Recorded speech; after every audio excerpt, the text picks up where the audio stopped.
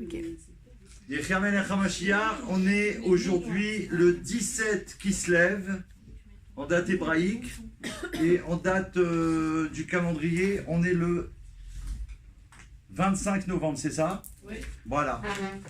Donc aujourd'hui, on va commencer par le Hayom Yom, avant de faire les brachot. J'ai pensé vous donner cet enseignement du Hayom Yom, du calendrier chassidique pour les enfants d'Israël. Mais comme ensemble on étudie, Baruch Hashem, vous êtes les Bnei Noirs, les enfants de Noé. Comme ensemble on étudie la chassidoute et le Tanya, qu'on va reprendre aujourd'hui, Bezrat Hashem. Si Baruch vient, il le fera lui. Et là, c'est un message spécial. Donc, alors avant de le faire, on va faire les bénédictions, vous avez raison. Parce qu'il vaut mieux commencer par les brachot. On va prendre un gâteau, celui que vous préférez. C'est important de manger celui qu'on aime, quoi. Même si c'est pour... voilà. Alors, les bénédictions. Heureusement qu'on a notre petit livre. Ok. Donc on se trouve ici à la place des fêtes, au 770, 3 rue Henri Rivière, Paris 19e. Et c'est intéressant de savoir qu'aujourd'hui, le chaliard de l'endroit, mon frère, mon ami David Amselem, est en ce moment même au 770 à New York. Parce que tous les ans, c'est son voyage officiel de la communauté d'ici. C'est son voyage officiel. Il va pour Yud Tet Kislev, c'est le 19, dans 2 jours. C'est le jour qu'on appelle Rosh Hashanah na Chassidoute. Le jour où l'Admour Hazaken, le premier rabbi de Lubavitch, il a été emprisonné parce qu'il propageait et il dévoilait, il divulguait les messages, les secrets de la Torah pour mettre en place la révélation du Mashiach. C'est une histoire merveilleuse, je vais vous raconter après. Parce qu'il faut savoir c'est quoi, qu'est-ce qu'on fait, comment on peut appeler Rosh Hashanah, même si vous n'êtes pas juif, vous savez très bien que Rosh Hashanah, nous on le fête, j'étais à New York chez le rabbi, donc là je ne vais pas inventer une nouvelle fête. Alors on va expliquer pourquoi ça s'appelle Rosh Hashanah aussi. Donc on prend un gâteau, alors on fait la bracha, qui c'est qui commence? Zira? Allez-y. Attendez, quelle page que je vérifie? C'est l'ancien ou nouveau? Ah, je sais pas. Ah, d'accord. Je vais vérifier, allez-y. Quelle page vous avez, vous? J'ai 45. 45, Gematria, Géoula. Ouais, non, alors c'est pas la bonne. Moi, c'est pas la bonne. 45, moi, c'est la dernière. Alors, moi, c'est 40. Dans le nouveau livre, c'est page 40. Non. Non, c'est d'autres bénédictions. Quand on respire. Ah, voilà, règle pour les bénédictions avant de manger ou de boire. Ça y est, donc c'est page 41 dans le nouveau livre.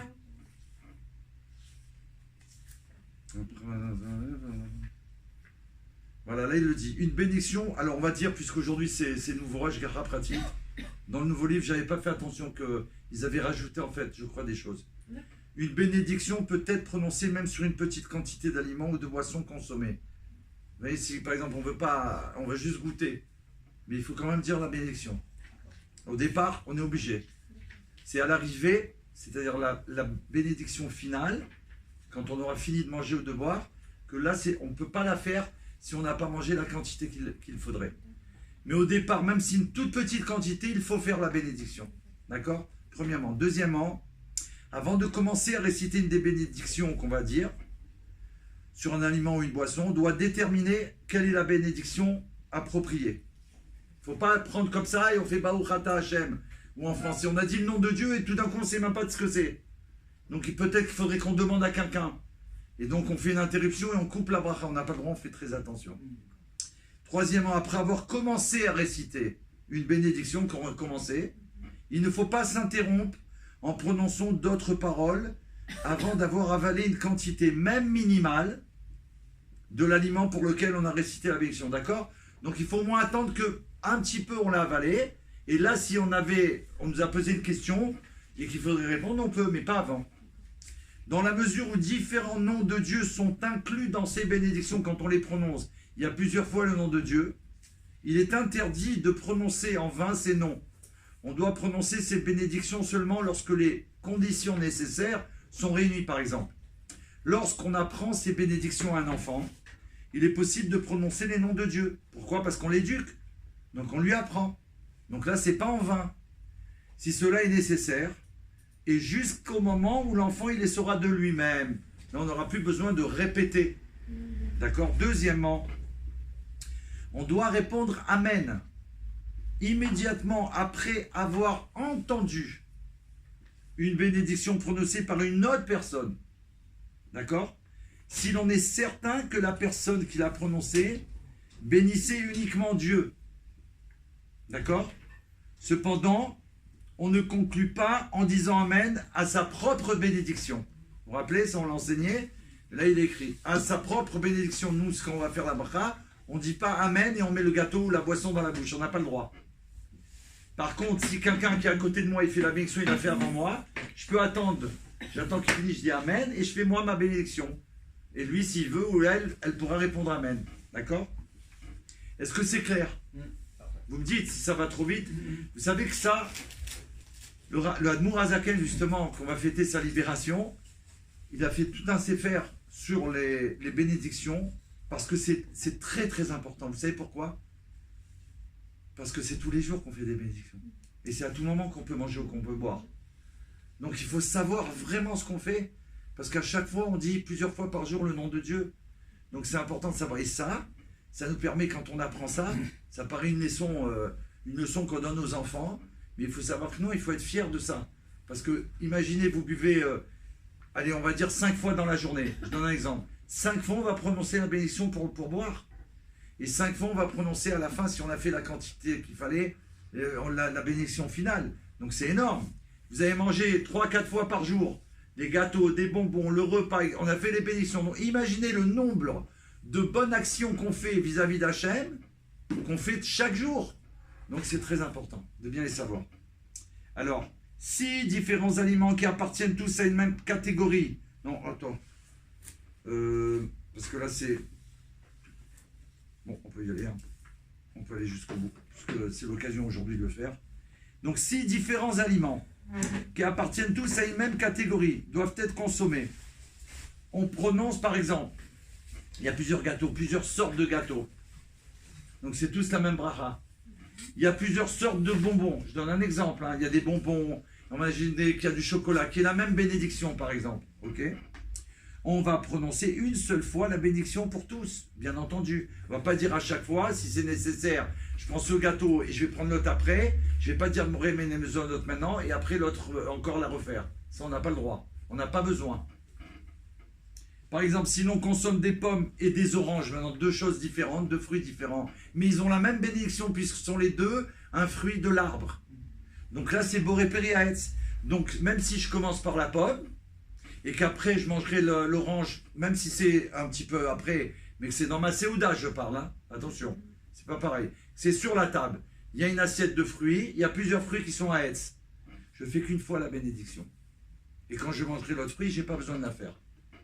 Dans ce cas, il est approprié de prononcer la bénédiction sur l'aliment qui est le plus apprécié. Dans ces cas-là, imaginez qu'il y a 3, 4, 5 fruits sur la table qui sont à Etz.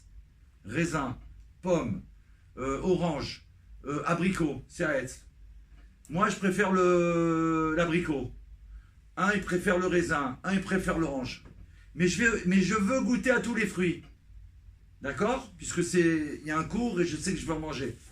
Il est préférable, puisque je vais faire qu'une seule bénédiction, on a dit, puisque c'est la même, il est préférable que je prenne le fruit que je préfère.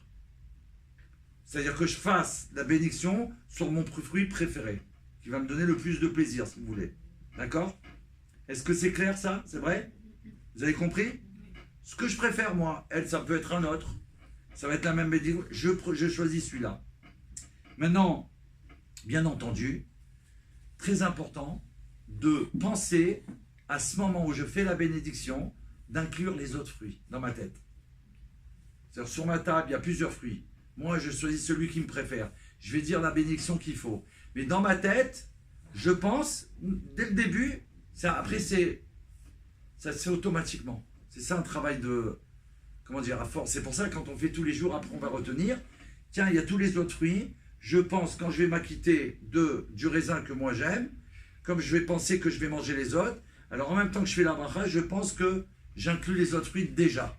Comme ça, il n'y a pas de problème. C'est sûr que la bénédiction que je fais, il y a pas, maintenant, si je ne l'ai pas fait, je n'ai pas pensé, c'est pas grave. on va dire. D'accord? Je ne dois pas refaire la bénédiction pour les autres. Mais c'est mieux de faire comme ça et de s'habituer à faire comme ça. Ok? Autre, les boissons qui ne tirent pas leur origine du raisin, par exemple l'eau, le jus de pomme, boissons gazeuses, sont incluses dans la bénédiction numéro 6 qui est prononcée sur un aliment. Chaque... 6. Ok. Donc là, apparemment, sont incluses dans la bénédiction numéro 6, c'est-à-dire si différents aliments qui appartiennent tous à une même catégorie doivent être consommés en prenant seulement une bénédiction pour tous. Alors là, il explique, si une personne qui consomme un œuf, il y a un œuf sur la table, il y a des œufs, et qui désire également boire de l'eau, donc là, il va prononcer une seule et même bénédiction, puisque les deux c'est chez Akol. Je parle en hébreu pour la bénédiction. On va dire comme ça, la bénédiction appropriée pour l'œuf et l'eau, elle est la même. Sur la table, il y a de l'eau, et sur la table, il y a un œuf. Je vais faire la bénédiction sur l'œuf ou l'eau, ça dépend ce que je veux manger d'abord ou boire. D'accord? Là, je dis qu'une seule fois la bénédiction. Une seule fois chez Akol. C'est comme pour les fruits, il a dit. C'est pour ça qu'il a dit c'est comme pour les 6. Ce que je viens de vous apprendre avant, ce qu'on a appris avant. Sur la table, il y a un plateau, une assiette avec plusieurs fruits qui sont à Etz. Je décide de prendre le fruit que je préfère. Je vais faire la bracha dessus, mais j'inclus dans ma tête les autres. Ok, je pourrais les manger. Là, c'est pareil. Il te dit sur la table, il y a par exemple là les bonbons, on ne va pas dire les œufs. Les bonbons, c'est chez Akol. D'accord? L'eau, c'est chez Akol. Si on avait autre chose qui est chez Akol sur la table, je sais que je vais goûter peut-être aux 3. Je fais qu'une seule fois la bénédiction. C'est-à-dire quand je vais faire sur la boisson, après quand je vais manger mon bonbon, je n'aurai pas besoin de refaire chez Akol, je peux le manger sans faire la bénédiction. Clair? C'est clair? Ok. Dans la mesure où les bénédictions incluent les différents noms de Dieu, il est interdit de les prononcer en vain, et lorsque cela n'est pas nécessaire. Donc là, c'est pas nécessaire, j'ai déjà fait chez Akol, et ça c'est chez Akol, et ça chez Akol, donc j'ai pas besoin de le faire en vain. Et c'est pas nécessaire. Voilà. Maintenant, si un plat il contient différents types d'aliments, on vous sert, on est en train de faire un repas au restaurant. Ok, on parle pas de motzi, j'ai pas mangé du pain, il n'y a pas de pain. Pour l'instant, on parle pas de ça. On a une assiette, il y a de la viande, il y a des frites, il y a de la salade. Un exemple. Et un des aliments constitue l'élément essentiel. Dans l'assiette, il y en a un qui constitue, par exemple steak. J'ai pris mon assiette, c'est pas pour ce qu'il y a autour, c'est pour le steak. Ah, autour du steak, il y a ça, mais l'aliment essentiel, c'est la viande, le steak que je voulais. C'est subjectif, ça. Alors, on va voir, ouais. C'est par exemple comme pour un sandwich. Quand vous prenez un sandwich, ou au fromage, ou à ce que vous voulez, dedans, il y a plein d'aliments. Là, il peut y avoir de la tomate, du fromage, ok? On ne fait pas la bracha sur la tomate, la bracha sur le fromage, et après la bracha sur le pain ou le contraire. Non, on fait sur le sandwich, parce que ça, c'est ça l'essentiel. C'est sandwich. Tout ce qu'il y a dedans, il est inclus dans la première bracha que je fais. Boré, miné, mezonot, ça va avec tout ce qu'il y a dedans. D'accord? Mais dans l'assiette, franchement, j'ai du mal. Alors attendez. Alors, j'ai pas fini. Hein. Dans l'assiette, donc, elle contient plusieurs aliments. D'accord? Ils sont mélangés. Mais il y a un aliment qui constitue l'élément essentiel du plat. On doit prononcer seulement la bénédiction sur cet aliment. Il va expliquer un exemple. Imaginez qu'il y a une salade de thon. On mange souvent des salades de thon ou de saumon, par exemple. Elle est servie avec quelques légumes. D'accord? On doit prononcer seulement la bénédiction sur le thon. Parce que c'est surtout le thon que je voulais. Maintenant, on accommode avec la salade, mais c'est le thon qui est l'aliment principal, on va dire. Donc, on fait sur le thon, et ça inclut tout ce qu'il va y avoir dans la salade. Donc, je peux manger. Pas besoin de prendre ça, et de faire la bénédiction pour chaque chose. D'accord? Si les différents aliments qui composent ce plat, par contre, attention, s'ils sont tous d'une importance égale, alors là, c'est différent.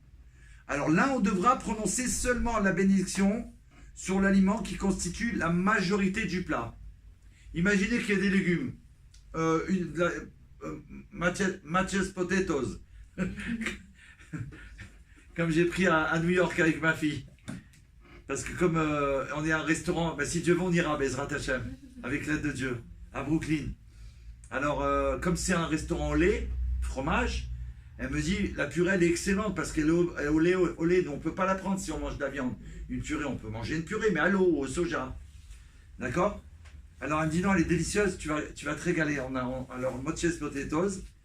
Alors, par exemple, il y a ça, c'est quand même important. Une bonne purée comme ça. Un steak, ou un poisson, un thon, ou un saumon, je parle cuit, vous voyez, par exemple. Et une salade, on va dire une salade israélienne, par exemple, où c'est quand même, c'est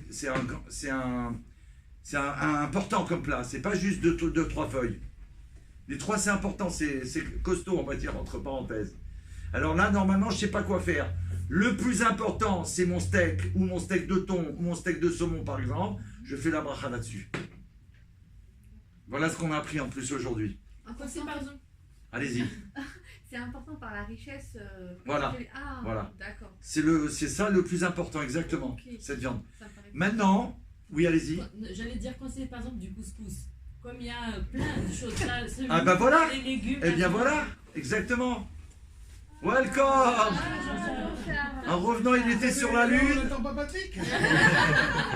Il était sur la Lune, il est descendu par Mars et il est arrivé quand même. Bienvenue, welcome Jean-Charles. Je vous prie de m'excuser de mon retard. Nous sommes en conférence filmée. Oui, m'excuser. Non, mais Bonjour la conférence. soyez le bienvenu. Merci. Ce qui compte, comme on a dit, c'est d'être là. Donc, ça fait très plaisir de vous voir. Oui. Donc, alors pour le couscous, c'est excellent justement. Nous on mange du couscous. Couscous, c'est très simple. Là, on va faire maisonnote. Sur la semoule. Enfin, Parce sur- que, oui, qu'on mélange ça, ou ça, ou ça. Il y a couscous au poisson, il y a couscous à la viande, couscous aux légumes. Nous, on fait couscous au beurre. Chez mes parents. Il y a plein de spécialités en couscous.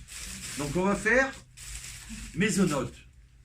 Et là, ça inclut tout ce qu'on va manger. Parce que c'est maisonnote. D'accord? Maintenant, si, attention, ça va dépendre de celui qui va le manger. Si, par exemple, je donne un exemple, votre mari, lui, dans le couscous, ce qu'il aime, c'est la viande, le plus. Vous voyez? Alors, mais il aime quand même qu'il y ait un peu de couscous avec des légumes. Alors, il faudra qu'il fasse sur la viande. C'est ce qu'on a dit là. Ça, c'est important. Les légumes sont importants et la viande. Si lui, le plus du couscous, c'est la viande, il faudra qu'il fasse chez Akol sur la viande. D'accord? Maintenant, si donc là, est-ce que c'est clair? Au restaurant, il va y avoir des changements. Hein. Vous avez pu manger pareil. Ouais. Vous êtes obligé maintenant de faire attention, c'est important. Je ne savais pas quoi faire quand j'avais par exemple de l'agneau, du riz et des haricots. Ouais, Sur lesquels- c'est ça. Donc c'est heureusement qu'on a fait. C'est grâce à Zira qu'elle m'a dit c'est pas la bonne page. Je suis retombé sur ça, Mina Shamaim. On a dû le faire au début, mais là ça fait longtemps.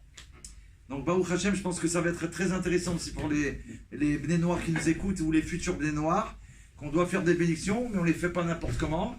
Et voilà, donc Baruch Hashem. Maintenant la 10e loi, si la bénédiction correcte qui doit être prononcée n'est pas connue, par exemple, il y a un aliment, on ne sait pas qu'est-ce que c'est comme fruit. Est-ce qu'il vient de l'arbre? Est-ce qu'il vient de la terre? On ne sait pas, par exemple. Je ne suis pas sûr pour l'instant, donc la bénédiction, je ne la connais pas. Pour l'instant, on va dire. À cause d'un doute, donc on ne sait pas, ou d'un oubli. Et on est seul. C'est plus. La bénédiction numéro 6 peut être prononcée sur le plat. Et elle suffira pour tous les aliments qui le composent. Donc la 6, c'est certainement chez Akol, Nia Bidvaro. Je vérifie. Voilà. Exactement. Donc vous avez vu, je reprends parce que c'est très important. Il faut attraper le détail. Je répète, si c'est un oubli, ou si je ne sais pas la bénédiction, et que je n'ai pas moyen de savoir quelle bénédiction, à ce moment-là, d'accord, je suis par exemple, c'est un portable, sur mon portable, au Khajem, il y a la liste des bénédictions, et j'ai plus de batterie. Ça peut arriver. Donc j'ai pas de quoi alimenter. Et là, je dois manger parce que je suis pas bien. J'ai besoin de manger. On nous a servi et c'est maintenant qu'il faut manger. Comment je fais? J'ai personne à qui demander où ils ne savent pas. Seulement là, je vais faire la bénédiction Shakol Ni Abilvarou, c'est-à-dire dont la parole fait exister toute chose. Et là, elle va inclure tout ce que je vais manger. Cette bénédiction inclut tout, en vérité. Si quelqu'un ne saurait pas un jour quelle bénédiction qu'on doit faire, il doit faire celle-là. Shakol Ni Abilvarou, la 6, dont la parole fait exister toute chose. Je n'ai pas dit le début pour ne pas dire les noms d'Hachem. Mais attention, j'ai fait exprès de pousser jusqu'au bout pour vous dire attention. On ne doit pas s'en servir tout le temps. Dire, bon, laisse tomber, j'ai pas envie d'apprendre, c'est quoi la bénédiction, ou je veux pas savoir ce que c'est, je fais chez Akol. Non, ça fonctionne pas. C'est que si j'ai un doute ou si j'ai un oubli. Pas si je suis fait gna-gna. Ok? Pas de blague. Parce que là, on peut pas faire, on fait très attention avec Hachem. Ok? Donc,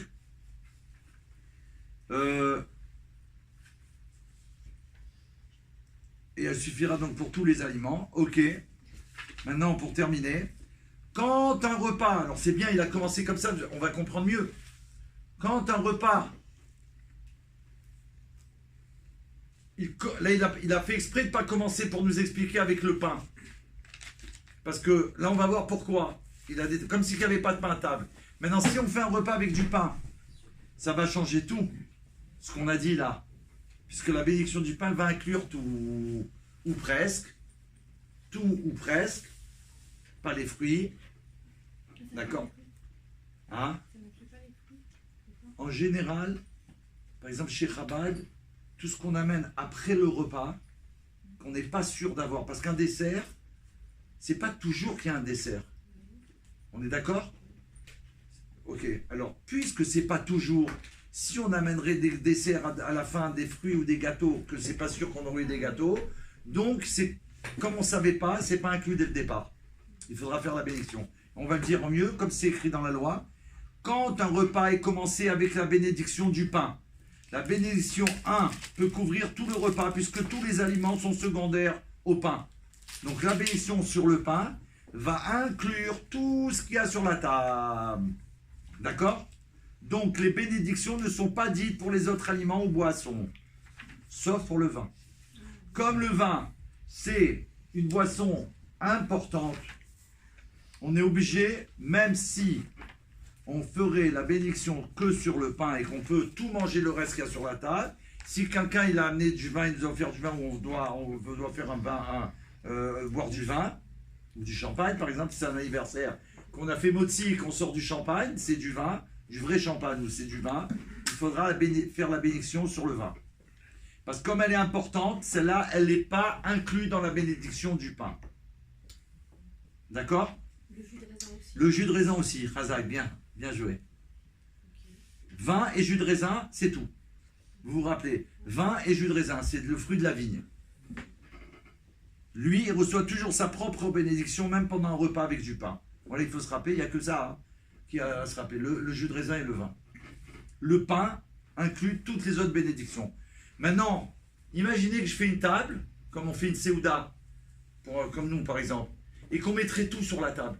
Les fruits, les gâteaux, puisqu'ils sont déjà là, les fruits, les gâteaux, j'ai pas, si je fais motzi, j'ai pas besoin de faire la bénédiction. Parce que là, il y a un dessert, je le vois, il est sur la table. Il y a des gâteaux et des boissons. Donc même si je ne vais pas en manger ou je vais en manger, si jamais je décide d'en manger, je n'aurai pas besoin de faire la bénédiction. Est-ce que c'est clair? Oui. Voilà, je crois qu'on a fait le tour, Baruch Hashem. Maintenant, après avoir bu le vin, avoir dit la bénédiction sur le vin, du raisin ou le jus de raisin, une bénédiction additionnelle pour toute autre boisson n'est pas nécessaire. Par exemple, là c'est, on va dire comme ça, imaginons qu'on n'a pas fait motzi. Il y a du jus de raisin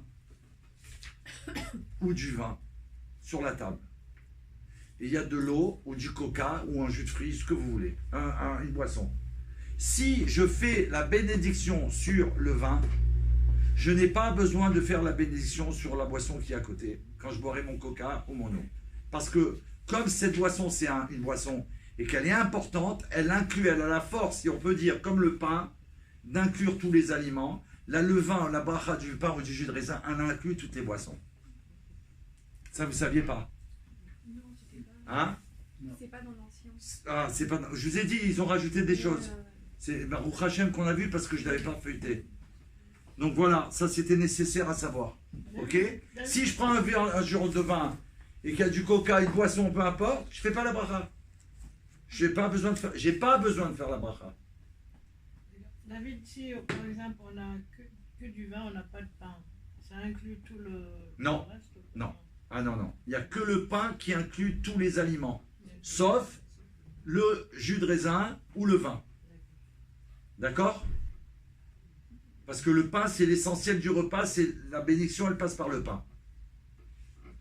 D'ailleurs, on peut comprendre aussi pour ce qu'on a dit avant. Quand je fais mon sandwich, bien qu'il y ait plein de choses dedans, et il y a des fois des gens ils font des sandwichs, ça Dieu, il y a des... Alors, en Amérique, vous allez voir, il y a des endroits, ils te mettent ce que vous voulez, il est fait comme ça. Je pourrais dire, attends, tout ce qu'il y a dedans, c'est le plus important. Je ne vais pas faire... Ben non. Le pain, ou le maisonnote qu'on va faire, il inclut tout le sandwich. Donc maintenant, après tout ça, on a faim, on a envie de faire des brachot. Donc on veut prendre un bout de gâteau et on va faire la bracha. Alors prenez la bracha. Donc Zira, on y va. Je vous avais arrêté en plein vol là. Zira, elle était restée comme ça avec le gâteau dans la main, je l'ai bloqué. On y va. C'est laquelle alors là? C'est la 2. On le fait ensemble, je prononce par. Allez-y. Béni sois-tu, éternel notre Dieu, Béni sois-tu, éternel notre Dieu, roi de l'univers, roi de l'univers, qui crée différentes sortes d'aliments. qui crée différentes sortes d'aliments. Mangez un petit bout. Avalez. Vous ne pouvez pas parler avant. Amen. Moi j'ai dit Amen. Baruch ata Adonai Eloheinu melech haolam boré mine mezonot. Amen.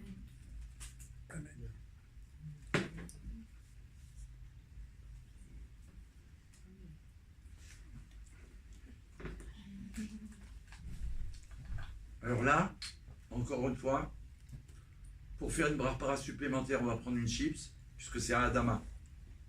Mais, si quelqu'un n'aime pas ou il n'a pas envie, il ne la prend pas. Vous comprenez ce que... On fait une bracha que si on a envie. Si j'ai pas envie de la manger, ou j'aimerais pas, je vais pas la faire pour faire une bracha. Donc on va prendre une chips. Si quelqu'un veut de la menthe, il y en a là. De la limonade menthe. Je sais pas si... Je vais juste prendre une chips parce que j'en ai pas. Pardon. Pour faire la bracha, je te mets. Tiens. Merci. Si tu veux... Non, non, c'est bon. Je me suis servi après, tout à l'heure, je prendrai un. Super. Alors, welcome. La chips, pardon. Alors, c'est la Adama. Dans la terre, la 5. Je crois que c'est la 5 vous aussi. 5. D'accord. Béni sois-tu, éternel notre Dieu, Béni sois-tu, éternel notre Dieu, roi de l'univers, roi de l'univers, qui crée le fruit de la terre. qui crée le fruit de la terre. Amen. Baruch ata Adonai Eloheinu melech haolam boré peri ha'adama.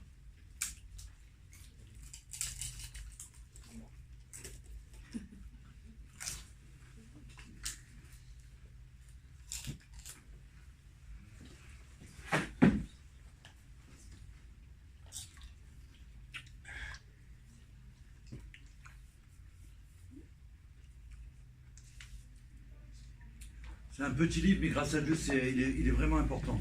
On ne serait-ce que pour les bénédictions. Il est vraiment... Maintenant, on prend la boisson ou un bonbon. Parce que c'est chez Acol, ce que vous préférez.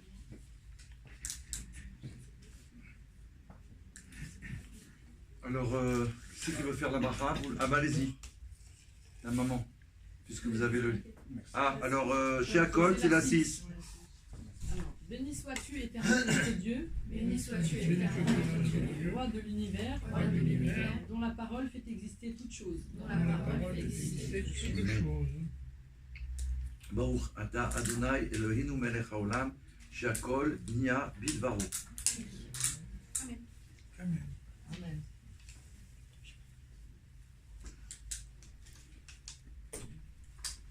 Echaim, Echaim, Echaim béni bracha, soyez bénis de tout le bien de la Torah, Bezrat Hashem. Et on va commencer le cours, donc vous pouvez manger pendant le cours et boire les petites friandises, les bonnes choses comme ils disent aux enfants. Ils appellent ça les bonnes choses. N'oubliez pas de marquer vos noms sur la feuille. Oui. Merci. Là, passez. Attends, je vais faire. Non, je vais faire. Ok. Oh, pardon. Ok. Donc, alors n'oublions pas, on verra ça après, mais comme on est encore dans les bénédictions,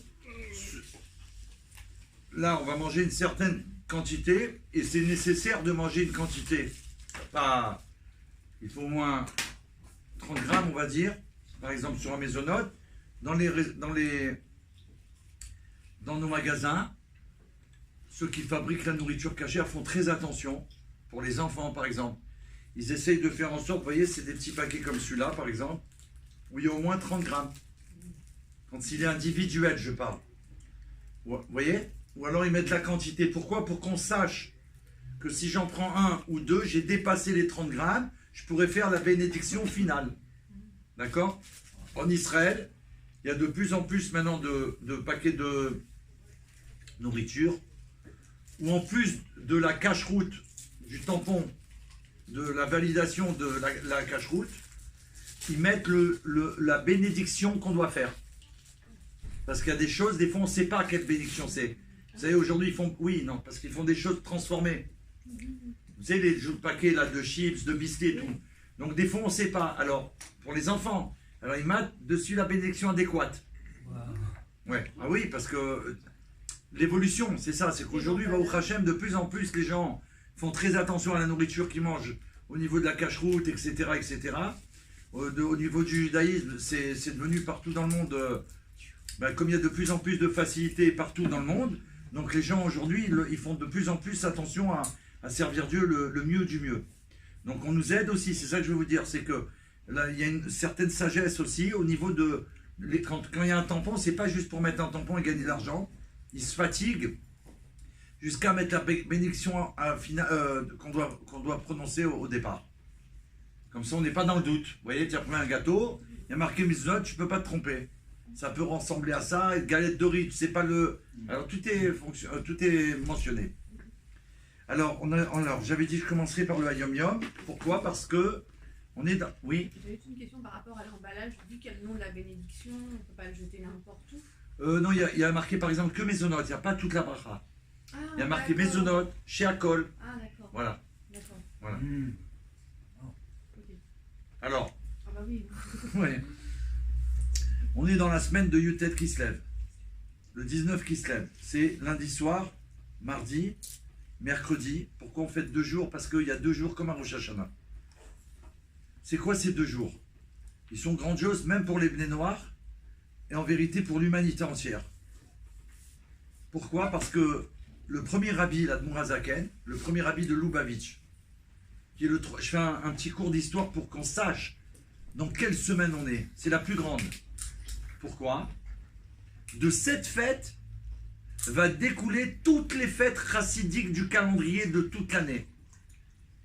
C'est en cela qu'elle est importante. Rosh Hashanah, la chassidoute, elle va découler toutes les fêtes qu'on va fêter. Donc, essentiel. Le 14 qui se lève, c'était la semaine dernière, c'était le mariage du rabbi, donc c'est fêté mondialement. D'accord? Et c'est intéressant parce que, vous savez que dans le mariage juif, on fait 7 jours qui s'appellent les Sheva Brachot, les 7 jours de bénédiction qui représentent chaque jour de la semaine, pour que le couple marié juif soit béni pour tous les jours de la semaine de toute sa vie. Et donc, comme ils sont mariés le 14 qui se lève, 14, il compte le premier jour du mariage, 15, 16, 17, 18, 19, dedans il y a le 19 qui se lève, et le dernier jour de Sheva Brachot, c'est le 20. Et dans cette fête que nous fêtons là cette semaine, en grande pompe, entre parenthèses, dans le monde entier, là pour nous, ils font la mutualité, un grand événement, mais partout, c'est grande salle, obligé d'y aller, c'est-à-dire obligé. On va dans l'endroit le plus grand, le plus important, le rabbi demande d'aller dans trois fêtes au moins de Yutet qui se lève. Donc c'est fêté le 19 et le 20, parce que sa libération, elle a été annoncée un jour et il est sorti le lendemain, mais les 2 jours, ils sont égales. D'accord? Alors, le 19 qui se lève, qu'est-ce qu'on fait? En fait, on a voulu, en haut si on peut dire, c'est comme ça que c'est rapporté d'ailleurs.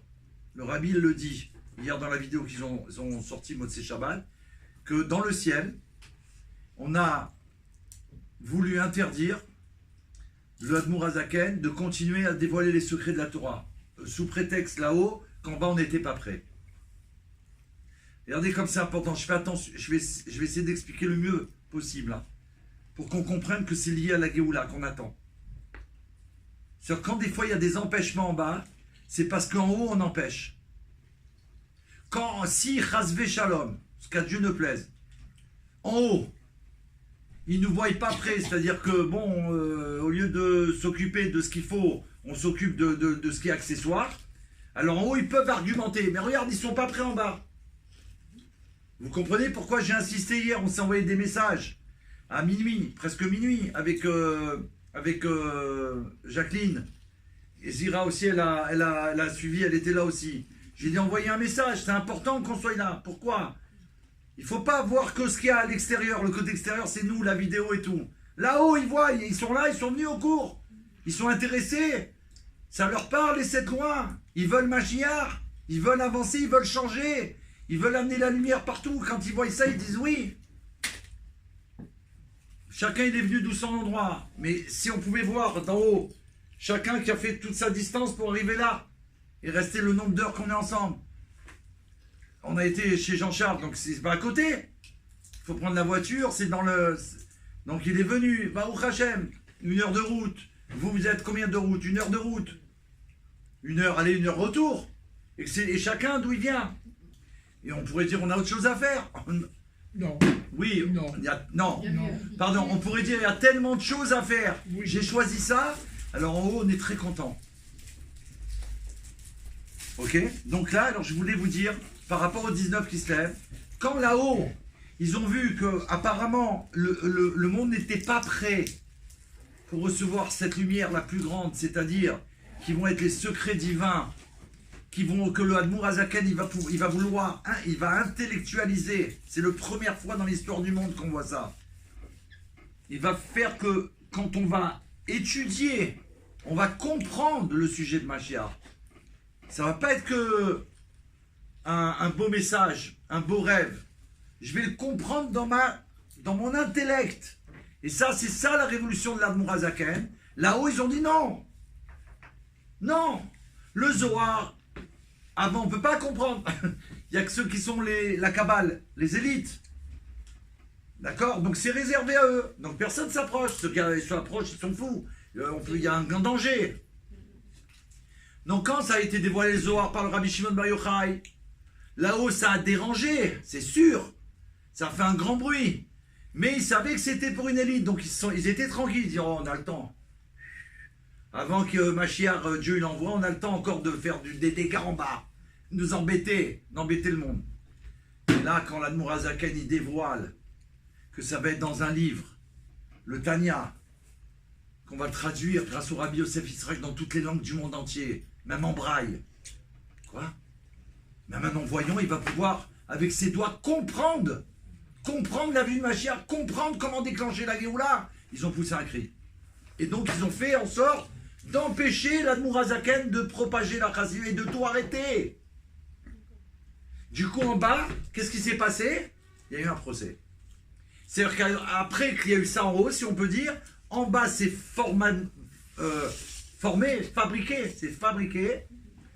que des gens, qu'on appelle les opposants à la chassidoute, ils ont monté tout un scénario pour faire qu'on va emprisonner l'Admour Hazaken, qui va être en prison, et que les chassidim ils ont tremblé. C'était terrible. Comment déjà un rabbi peut être en prison? Et Rabbi c'est Moïse. Moshe il a été en prison. Il faut savoir que Moshe Rabbeinu il a été en prison. Quand il est sorti d'Égypte, il était dans une tour. Oui, il était dans une tour, et c'est Tzipora, sa future femme, qui lui amenait de la nourriture tous les jours. Qui est-ce qu'il a emprisonné? C'était Yitro. Parce qu'il avait peur. C'est rapporté dans le Midrash. Il avait peur qu'on le sache, qu'on sache que lui, il était là, et aussi qu'il avait des pouvoirs et tout, donc il a fait emprisonner dans un cas cachot, Cachot. un cachot. Et sa future femme Tsipora, elle le nourrissait tous les jours. Jusqu'à qu'un jour, il a demandé après des années, d'aller ressortir les ossements, quoi, aller nettoyer là-bas. Et quand elle a été de Tsipora, elle a sorti et quand il a vu vivant, là, il a compris que là, c'était pas possible.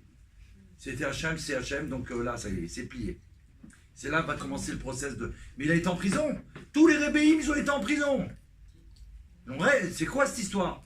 Parce que voilà, quand en haut ça dérange, en bas on fait un balagan pour qu'il y ait ça. Pour que ça chamboule tout. Mais à la grande surprise générale, c'est qu'un rabbi, on ne peut pas le mettre en prison. Ça veut dire quoi, ce que je vous dis?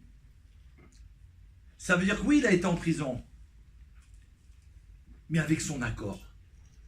Ça veut dire que c'est comme si que Dieu lui aurait dit, Admour Azaken, il y a des plaintes, je suis obligé de te mettre en prison. Est-ce que tu acceptes? Je ne plaisante pas quand je vous dis ça. Hein. C'est comme ça. Parce qu'Hachem, c'est ouin, c'est chéri. Ça veut dire ces personnages, comment dire, ces grands personnages du peuple juif qui ne font que sa volonté, il leur demande, je dois faire ça pour toi, acceptes-tu? Sinon Dieu il changerait le scénario. Mais un tzaddik, un juste, parmi le peuple juif, il accepte la mission. Bien entendu, puisqu'il sait que quoi? Que c'est du bien véritablement. Et lui, il va être capable d'assumer ça. Qu'est-ce qui va se passer? Ils vont faire un procès. Et du coup, les non-juifs qui l'ont emprisonné vont ressortir de ce procès, qui vont voir qu'en fin de compte, que c'était fausses accusations contre lui, tout ce qu'ils ont dit. Donc eux-mêmes, ils l'ont blanchi. Et plus que ça, ils ont dit à l'Admour Azaken, quand ils l'ont libéré, le 19 qui se lève, que non seulement ce qu'il faisait, c'était extraordinaire, et qu'il lui demandait, mais pourquoi vous le faites que dans votre ville? Propagez-le. C'est-à-dire ce qui a été en haut, ce qui a été dit en bas, là-haut, ils ont été obligés d'accepter. Parce que la Torah, elle a été donnée pour l'en bas. Donc quand en bas, il y a un jugement, en haut, ils sont obligés d'accepter. Comme ce jugement, il s'est fait sur un homme de Torah, et que c'était pour la Torah, le tampon qu'il y a eu, c'est que là, il reçoit l'ordre de propager. Comment on l'a su? Ça, je vous donne ce secret pour que vous compreniez l'importance de cette semaine. Après, notre étude, elle va être différente. Parce que sinon, on pourra en étudier le Tania aujourd'hui. Parce que c'est ça qui va déclencher la Géoula.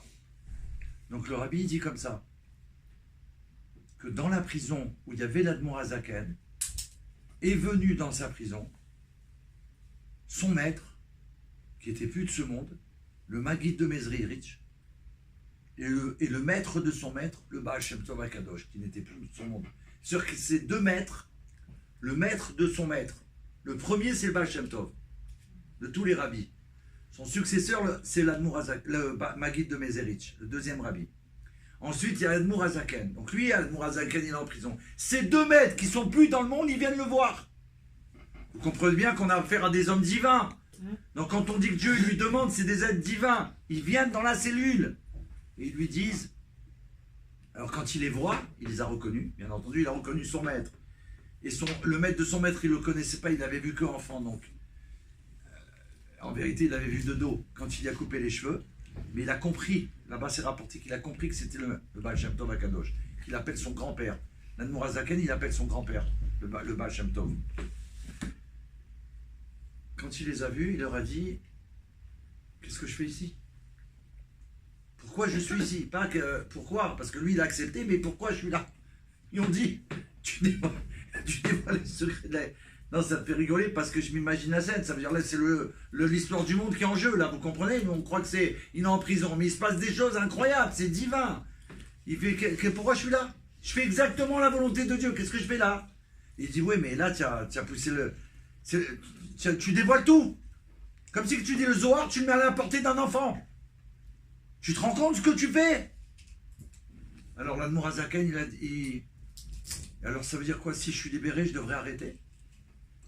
Et le Baal Shem Tov HaKadosh et le Maguid de Mezrich, ils lui répondent, non, sache que tu as gagné. Non seulement tu dois continuer, mais tu dois propager encore plus. De toutes tes forces, encore plus grand. Et les grands érudits de notre époque, il témoigne que les écrits du Admour Hazaken avant son emprisonnement et après ne sont pas du tout les mêmes. Ça veut dire qu'après, il a tout donné. Ça veut dire les plus grands livres qu'on a aujourd'hui, tous les secrets divins qui existent, c'est grâce à l'Admour Hazaken, qui ont été après, Baruch Hashem, révélés. Et, comment dire, après, ils ont été, par les autres maîtres Chabad, donnés à un plus large public, avec tous les commentaires et les explications de tous les maîtres. Vous comprenez? Parce que les grands maîtres, après, en étudiant les plus grands secrets, comme eux, ils sont très très grands, pour chaque génération, ils ont amené leurs commentaires de l'Admour Hazaken, de ce qu'il a dévoilé dans le monde. Donc voilà l'histoire, c'est ça qu'on fête là. Ça veut dire en fait que comme le procès il a été gagné, reconnu par les nations du monde, et c'était très important pourquoi? Parce qu'il faut, quand le peuple juif il fait quelque chose ici-bas, que ce soit reconnu par le monde. Ça suffit pas que nous on reconnaît. Nous c'est très bien, mais nous on va dire on est entre nous. Comme tu dis, c'est la famille. Ah, je t'ai reconnu, tu es le plus grand. Ça nous concerne à nous. Quand le monde y reconnaît qu'on a besoin de l'Admour Hazaken, qu'on a besoin du Baal Shem Tov, du Maguid, de tous les rabbis, parce que c'est eux qui amènent la Géoula, ça veut dire quoi ils amènent la Géoula? Ils amènent que toi, demain, vous, moi, on va être bien dans ce monde. Tout va être merveilleux. C'est grâce à eux. On leur doit tout. Ça veut dire qu'ils ont risqué leur vie, c'est ça que je veux dire. Ils ont risqué leur vie, aller en prison. Il y en a que le père du rabbi, il est parti de ce monde. À cause de ça qu'on l'a amené dans une ville terrible, pire que la Sibérie. Donc il faut comprendre, c'est pas genre un jeu. Ils ont donné leur vie pour amener Mashiach dans le monde. Et nous, on a les dernières générations, Baruch Hashem. On a le mérite de vivre cet instant que c'est grâce à eux tout ça. Et c'est nous qu'on va mériter de révéler Mashiach. Donc le Hayom Yom, il dit comme ça, la Chassidut Chabad, puisque l'Admour Hazaken, ce que je vous ai expliqué, c'est lui qui a révélé le premier la Chassidut Chabad. Chabad, ça veut dire Chokhmah Bina Da'at. Ça veut dire quand on va faire le Tanya tout à l'heure, ou avec Baruch, ou avec Yechia Meler, on doit essayer de comprendre même un mot. Je m'attrape à un mot, je le lâche plus. Voilà, je décide, je prends un mot, je l'attrape, je le décortique. En profondeur, en largeur. C'est ça qu'on doit faire comme travail. Et la Chassidut, et la Torah Chassidut, c'est spécial. Parce que même quand j'aurai compris le mot, demain je peux le réapprendre et comprendre autre chose. Pourquoi? Parce qu'il y a l'infini dedans. Il y a un Hachem dedans, il y a l'infini. C'est-à-dire sans arrêt, je peux comprendre des nouvelles choses. C'est extraordinaire. La Chassidut Chabad ouvre les portes des sanctuaires de la sagesse, de la compréhension, de la sagesse. C'est l'éclair de la compréhension. Et quand on voit un petit éclair comme ça, souvent quand on dit que quelqu'un il a une idée, même dans les bandes dessinées, ils font une petite lampe au-dessus. C'est l'éclair. L'éclair de la compréhension. Et de Bina, c'est l'analyse intellectuelle. Chokhmah aussi. Et Bina. Chokhmah, Bina, Da'at. On l'a appris dans le Tanya. Chokhmah, Bina, Da'at, ces trois noms, ça fait Chabad. Les premières lettres de chaque un de ces mots. Chokhmah, Bina, Da'at, Chet, Bet, Dalet, Chabad. Afin, alors, ça ouvre la porte des sanctuaires de la sagesse et de la compréhension, de l'analyse intellectuelle, afin que l'on connaisse intellectuellement et que l'on reconnaisse celui qui, par sa parole, crée le monde. Le but du Baal Tanya, c'est que n'importe qui va pouvoir, grâce à l'étude du Tanya et vous, par rapport à Yichud Be'emunah, reconnaître dans toute situation que c'est Dieu le maître du monde. Comme si qu'on va voir une situation, on va voir la parole de Dieu qui... C'est la parole de Dieu. Comme si qu'on la verrait physiquement. Tu comprends? Reconnaître. J'ai reconnu que c'est Dieu qui est là. Et c'est pour ça en fait que dans les Sefer Torah, c'est écrit dans l'encre noire sur un papier blanc. Et c'est pas l'inverse. Pourquoi? Parce que c'est tellement... je vais dire c'est obscur, mais c'est tellement voilé qu'on peut pas tout voir dans le noir. Quand il y aura la Géoula, Au contraire. on pourra dire tout le blanc. Ouais. Ah oui, c'est ce que j'avais dit. Aujourd'hui, on voit rien. On voit Donc, rien. tu veux voir le blanc. Ouais. Donc, on va avoir un niveau de compréhension complètement différent. Mais déjà là, qu'est-ce qu'on peut comprendre? Pas grand-chose. Ben oui, C'est sûr. c'est la divinité à l'étature, l'essence. Mais c'est pas grave. La Torah nous demande de le faire, on le fait. On voit Parce les que quand Mashiach il va être là, et qu'il va enseigner, c'est rapporté que nous on dira ah, Ah, mais c'est bien. c'est ça que ça voulait dire. Tu te rappelles au cours il nous avait parlé de ça. C'est bien sûr. Ça veut dire voilà exactement. On avait envisagé ça, mais on ne pouvait pas comprendre pourquoi. Parce que tant qu'il n'y a pas Mashiach, le voile il est là. Mais nous c'est pas grave. On nous demande la dernière génération, même s'il y a le voile, on te demande vas-y, perce. Montre à Dieu que tu veux la Géoula. Vouloir la Géoula, c'est d'aller même dans le choses. Mais tu comprendras jamais rien. Tu pourrais dire, bon alors laisse tomber, j'abandonne. Non, j'y vais.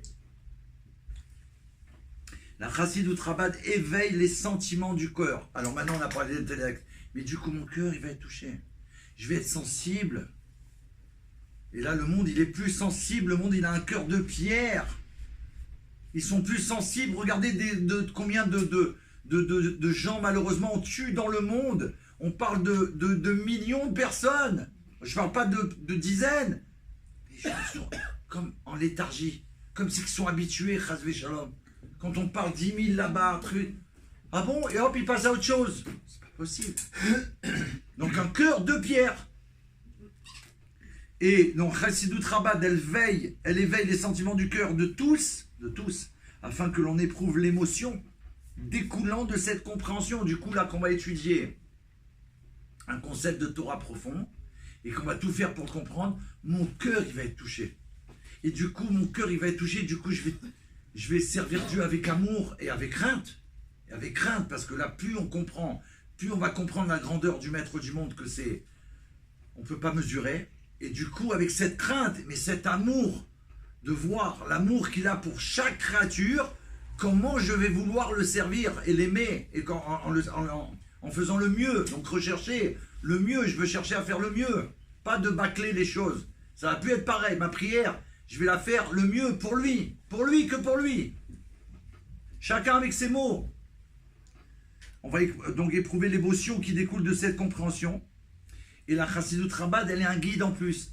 En plus, regardez tout ce qu'il y a. Et elle est un guide qui permet à chacun, en fonction de son niveau, chacun son niveau, un enfant, un plus grand, un adolescent, un jeune homme, un papa ou un futur papa, après un tonton, après un grand-père, etc. Dans tous les stades, ça va être un guide, chacun à son niveau, de s'approcher du sacré et de servir Dieu par son esprit et par son cœur. Ça ne suffit pas que par l'esprit. Si quelqu'un il comprend beaucoup et son cœur il n'est pas touché, ça ne fonctionne pas.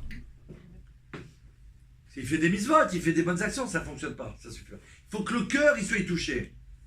Quand le cœur il est touché, je peux prier à Hachem et je peux avoir une. Dieu ne veut pas que je prie pour que. C'est pas que pour recevoir des choses. La prière, c'est pas du tout ça en vrai.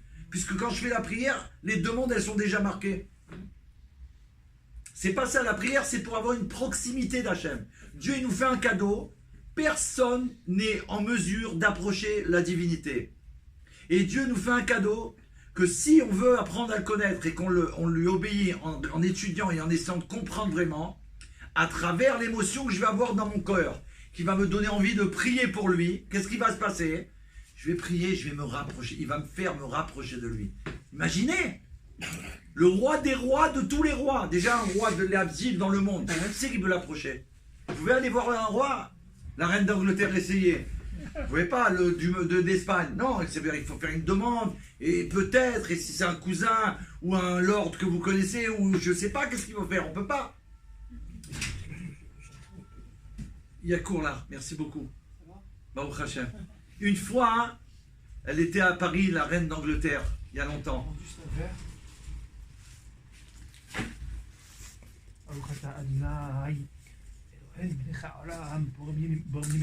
Amen.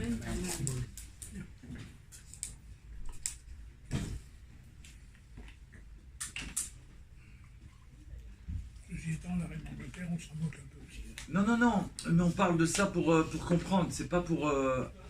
jusqu'à aujourd'hui, elle est respectée. Elle a le titre de reine, d'accord? Amen.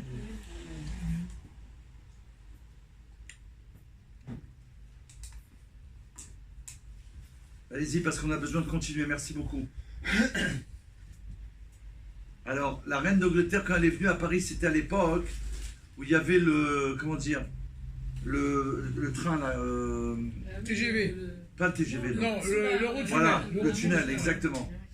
Donc elle était arrivée par la gare du Nord, ou par la gare du Nord, gare de l'Est, et moi j'étais en moto là-bas, je crois, à l'époque, ou en voiture. Gare du Nord. Et donc tout était bloqué. Moi je crois que j'étais en moto, j'ai pu passer.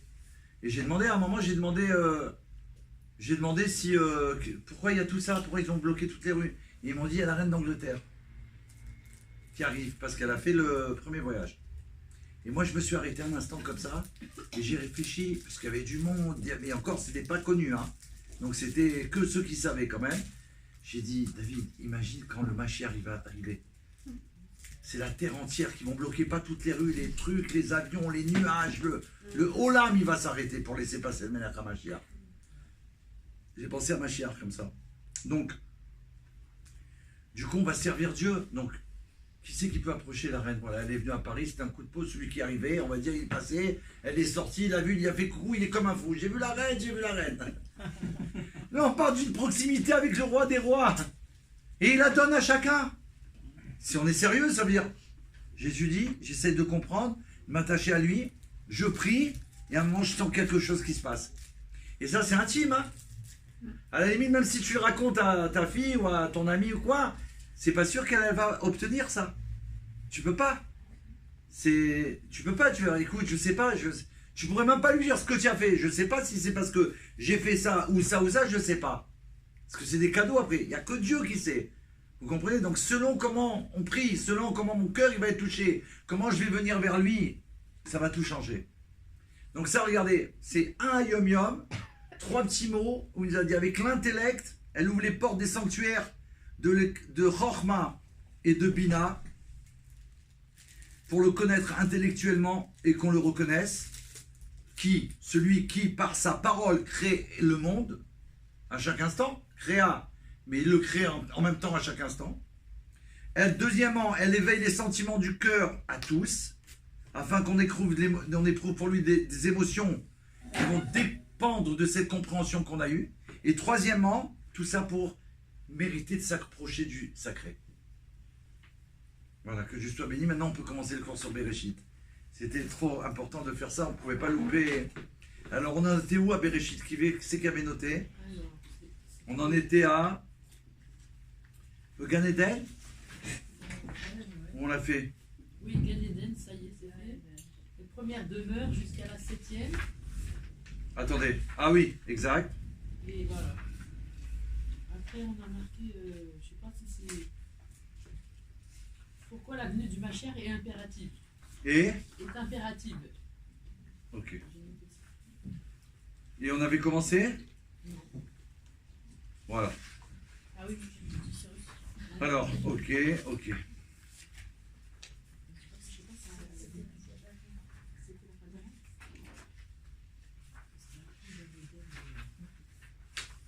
Alors la prochaine fois on marquera la page, je vous dirai la page, faites-moi penser. L'inéder. Donc on continue alors, pour ceux qui vont voir le film, la vidéo, on a commencé depuis presque un mois l'étude sur Bereshit à travers le Midrash et aussi sur la Haftara de la première d'année sur Bereshit. Voilà.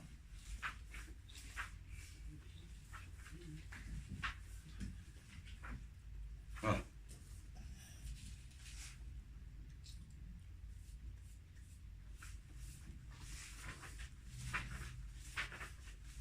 Ok, les anges, on approche.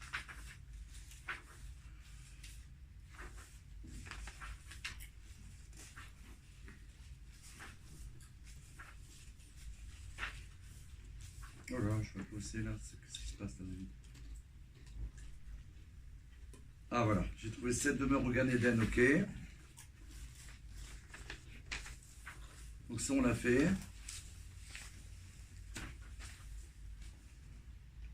Est-ce qu'on avait fait les 10 éléments qui étaient créés la veille du Shabbat au crépuscule? D'accord. Alors je voudrais savoir pourquoi j'aurais sauté ça. Vraiment désolé, là je sais pas ce qui m'arrive.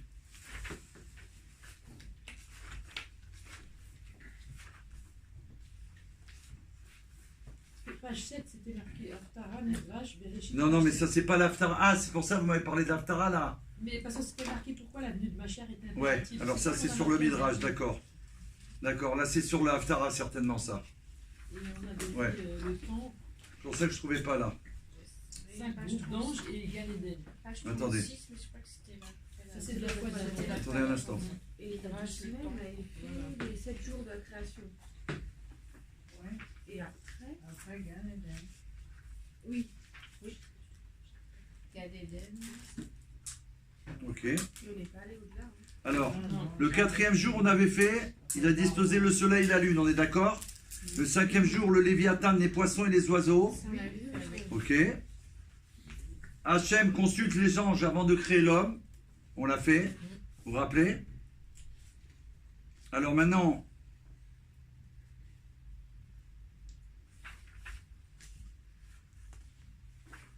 je vois pas où c'est le... Je sais pas pourquoi.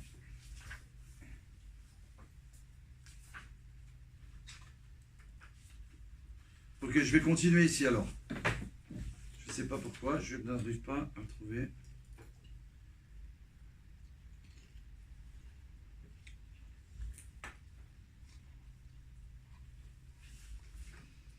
Alors on va arriver au... Ça je sais qu'on l'a fait la semaine dernière.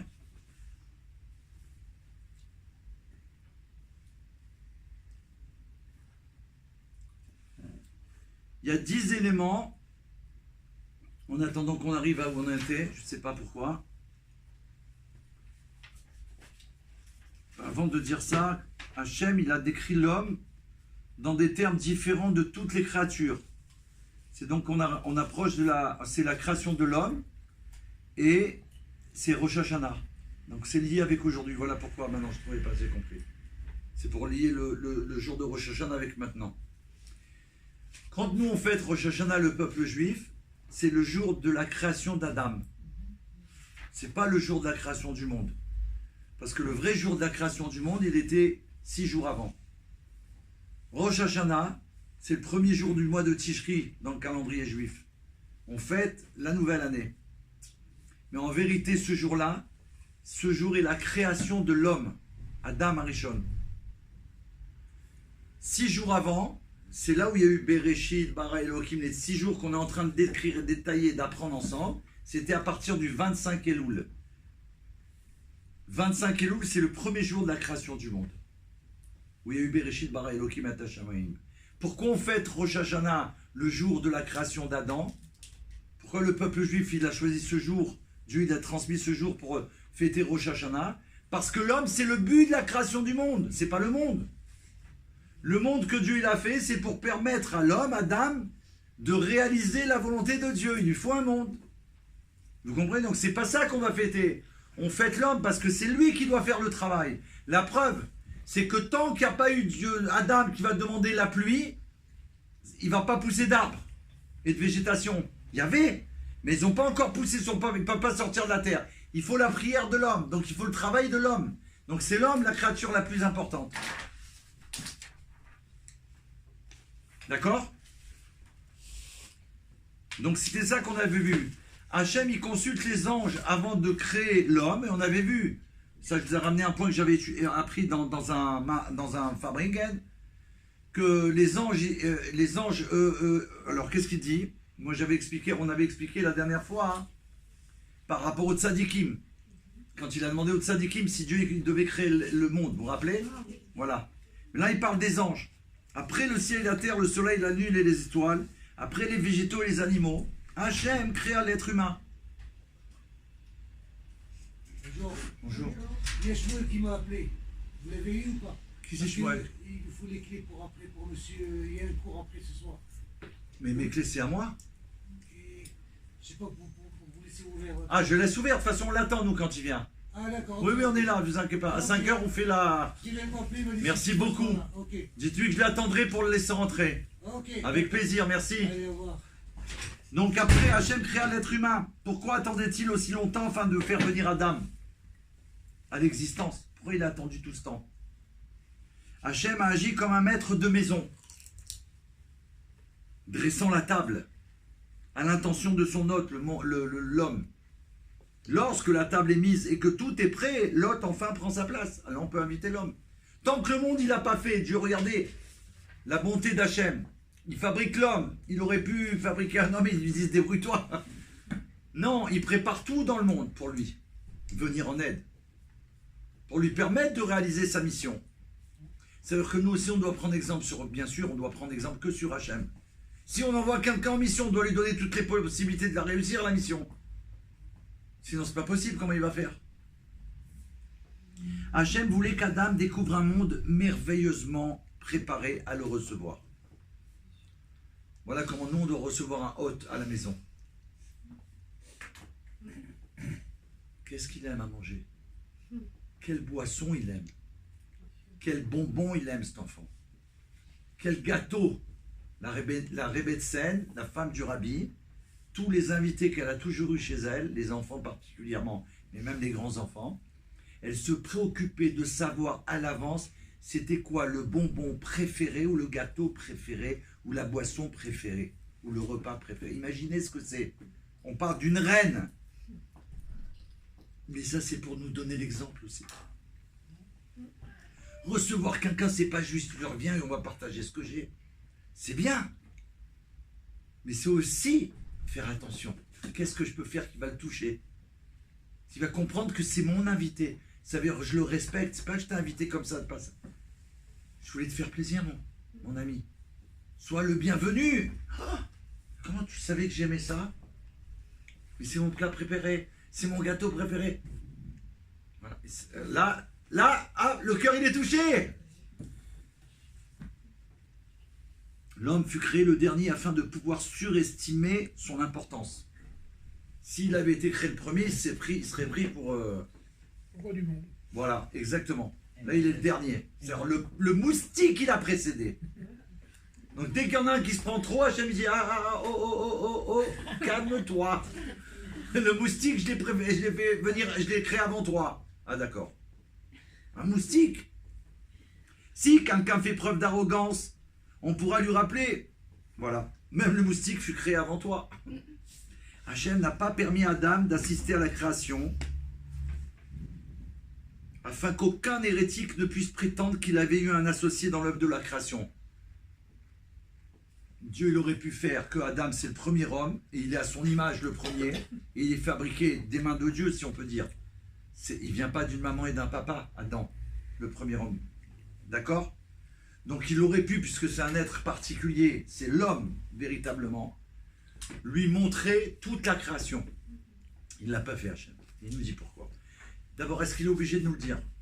Mais il nous le dit quand même. Il n'a pas besoin de le dire, non. Il nous le dit, pourquoi? Pour que, voilà, sachez, pour pas qu'il y en ait un hérétique qui va croire, ah, Dieu, il avait un associé. Ils étaient deux à faire. Donc, du coup, il n'y a plus le Shema Israël Hashem Elokeinu Hashem Echad. Les Avdi, ce que l'autre religion, elle a voulu faire croire. Mais bon, sans rentrer là-dedans, parce qu'on... Je sais même pas pourquoi je l'ai sorti. J'ai jamais parlé de ça. Mais bon, ça vient tout de suite à l'esprit, quoi. Avant de créer Adam, Hachem dit, faisons l'homme. Faisons l'homme. Parce qu'il a dit, faisons. Il n'a pas dit, je vais faire l'homme. Faisons l'homme. Pourquoi faisons l'homme? Ça peut faire penser, mais ils sont plusieurs alors à le faire.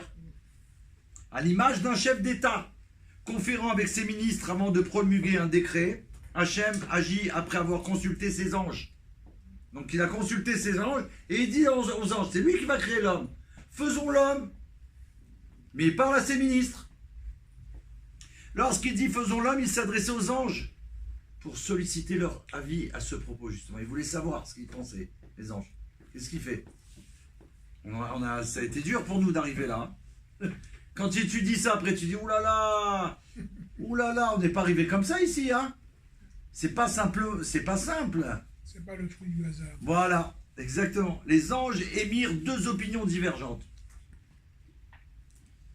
Certains approuvaient la création de l'homme, d'autres lui étaient hostiles. Donc il y en a qui étaient d'accord parmi les anges, il y en a qui n'étaient pas d'accord. La bonté affirma, l'ange de la bonté, il y a l'ange de la bonté, qu'il soit créé car il pratiquera la bonté. Donc lui il voulait. La vérité protesta, l'ange de la vérité. La vérité elle est venue. La vérité, C'est un attribut, c'est une création de Dieu, elle existe. Nous, on doit pratiquer la vérité, mais ça existe, la vérité. La vérité protesta, il ne doit pas être créé car il proférera des mensonges. La rectitude proposa qu'il soit créé car il agira avec droiture. La paix s'y opposa. Ne le crée pas car il sera plein de discorde. La Torah se plaignit. Maître de l'univers. Maintenant, c'est la Torah qui se plaint. Maître de l'univers. Pourquoi veux-tu créer l'homme? La Torah. Regardez là, Dieu. Il permet à ses créations qu'il a fait avant l'homme, comme dans un tribunal, ils sont là, et ils parlent avec Hachem. Et donc la Torah elle dit, maître de l'univers, pourquoi tu veux créer l'homme? Son existence sera brève, il va rester un instant dans le monde. Tic-tac. Il ne manquera pas de péché. Et à moins que tu ne lui pardonnes, il vaudrait mieux pour lui n'avoir pas été créé. Hein. S'il vient pour faire des bêtises, c'est pas mieux, il n'aurait pas été créé. Parce que nous, on doit œuvrer, on doit être associé à la création. Sinon, pourquoi tu es là? Ah, si en plus tu vas faire que des bêtises, mieux tu n'aurais pas été créé, que Dieu en préserve. Je suis bon et longanime, il dit le Hachem. Je créerai donc l'homme. Donc il a écouté tout le monde, mais c'est lui qui veut créer l'homme. Et c'est lui qui a créé même les anges et c'est lui qui fait ce scénario. Mais quand même, il les consulte. Mais c'est lui le maître du monde. Mais c'est surtout parce qu'il a des bonnes raisons. C'est pas que parce qu'il est le roi et qu'il veut imposer sa royauté. Sinon, il ne leur aurait pas demandé leur avis. Là, ce ne serait pas un roi, là, ce serait un dictateur. Vous comprenez? Là, c'est un vrai roi.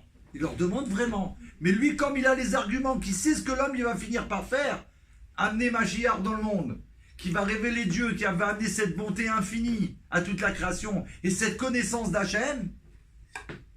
Donc il dit, je suis bon et longanime, je créerai donc l'homme malgré sa faiblesse et ses travers. Il sait qui on est, c'est lui qui nous fabrique. Et malgré ce qu'on est, il nous crée. Ainsi, la décision du Créateur prévalut-elle sur les objections des anges et de la Torah. Donc, vous comprenez qu'on a... Comment dire, on a une, entre parenthèses, je vais faire attention aux mots, je dis on le prend en sens entre nous, une revanche à prendre. Les anges, certains, ils n'ont pas voulu de nous, la Torah aussi, parce que je comprends, si on va la transgresser, que Dieu en préserve, elle se préoccupe d'Hachem, les anges aussi. Donc nous, on doit tout faire pour montrer que, oui, Dieu, il a raison, il a eu raison, et vous n'aviez pas raison. Et oui, nous, on va faire tchouva. Et nous, on va regretter tout ce qu'on a fait. Et oui, nous, on va essayer de te servir au-delà des merveilles, de toutes les merveilles.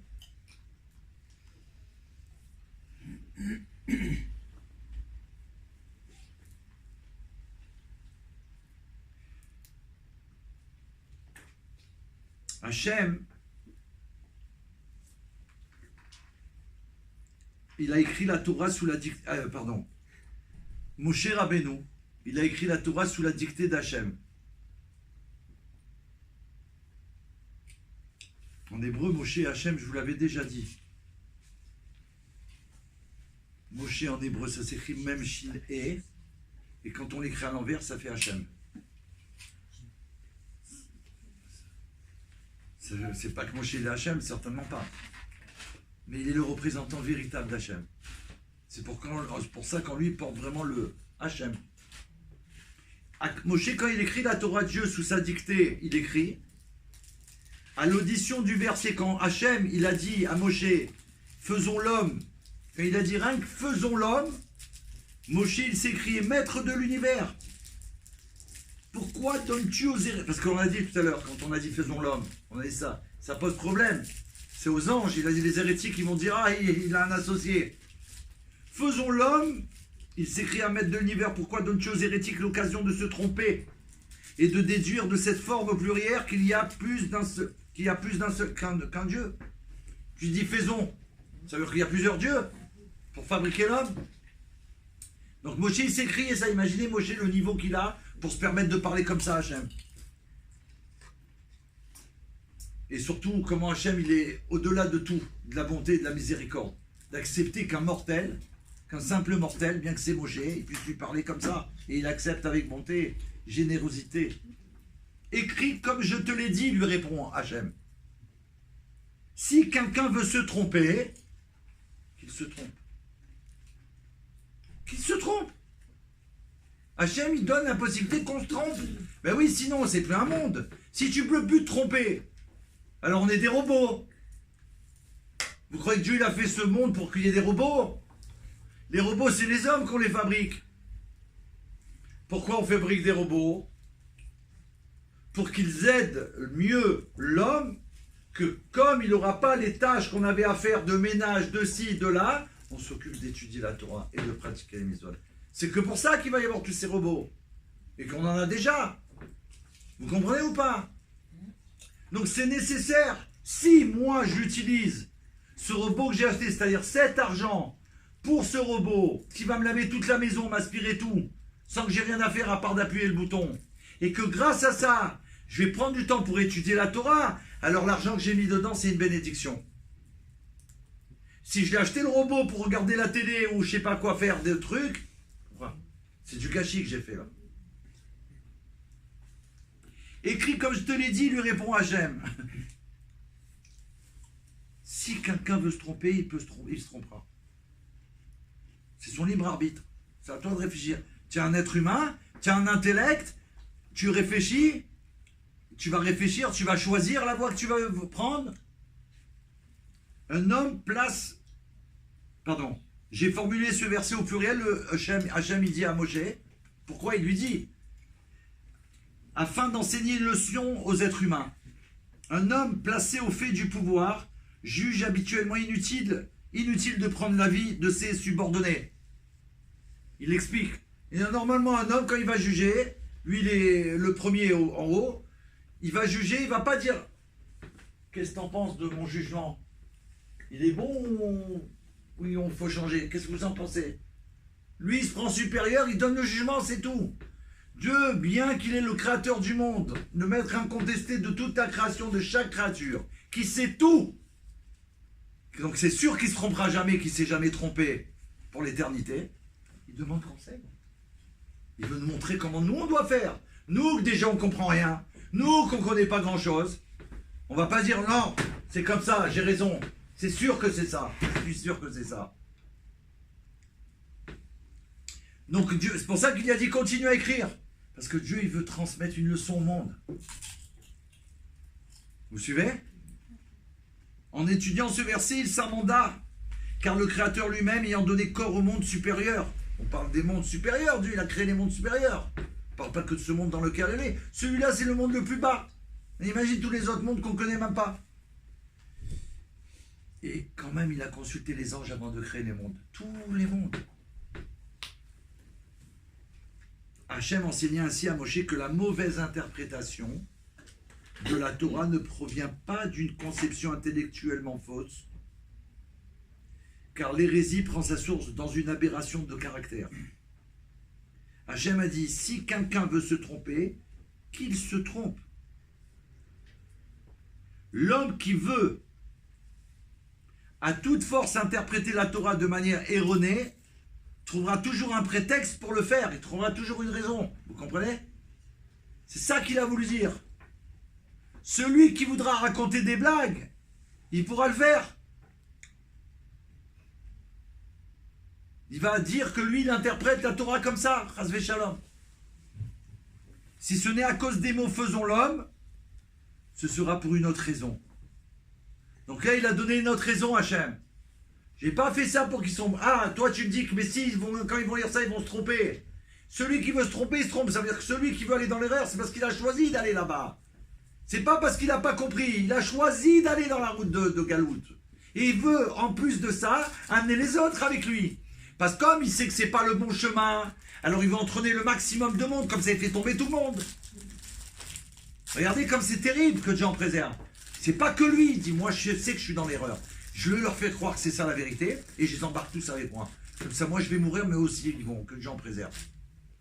Et en vérité, Dieu lui répond, c'est pas pour ça. Toi tu me dis ça, mais c'est pas ça. J'ai fait ça pour donner l'exemple. Que même si toi tu crois tout savoir, tu dois demander, est-ce que mon avis il est bon? Est-ce que ça... Comme Dieu il a fait. Hachem décrit l'homme dans les termes différents, il nous reste quelques minutes, ouais. Dans les termes différents de toutes les créatures. Là, parce que la création du monde, non, de la première partie, hein, je regardais l'heure pour avant de faire Mincha. Il décrit l'homme dans des termes différents de toutes les créatures. L'homme, c'est spécial. Il dit, l'être humain sera fait à notre image, à notre ressemblance. Par son intelligence, il pénétrera les secrets de la création. Et il pourra, à l'image des antres, servir le maître de l'univers. Voilà ce qu'on doit atteindre. Mais, avec la grâce de Dieu, quand on pourra l'atteindre, ou quand on réussira à l'atteindre, on sera plus grand que les anges. Oui, on sera plus grand que les anges. Parce que les anges, l'homme, il a un libre arbitre.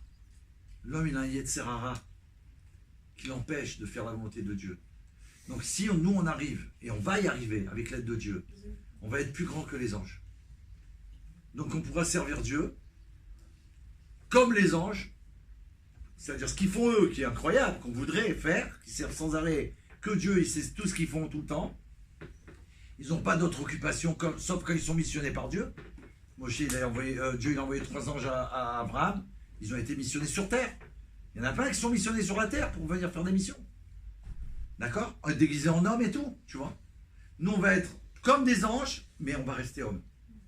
Donc c'est plus grand, parce qu'on va réussir.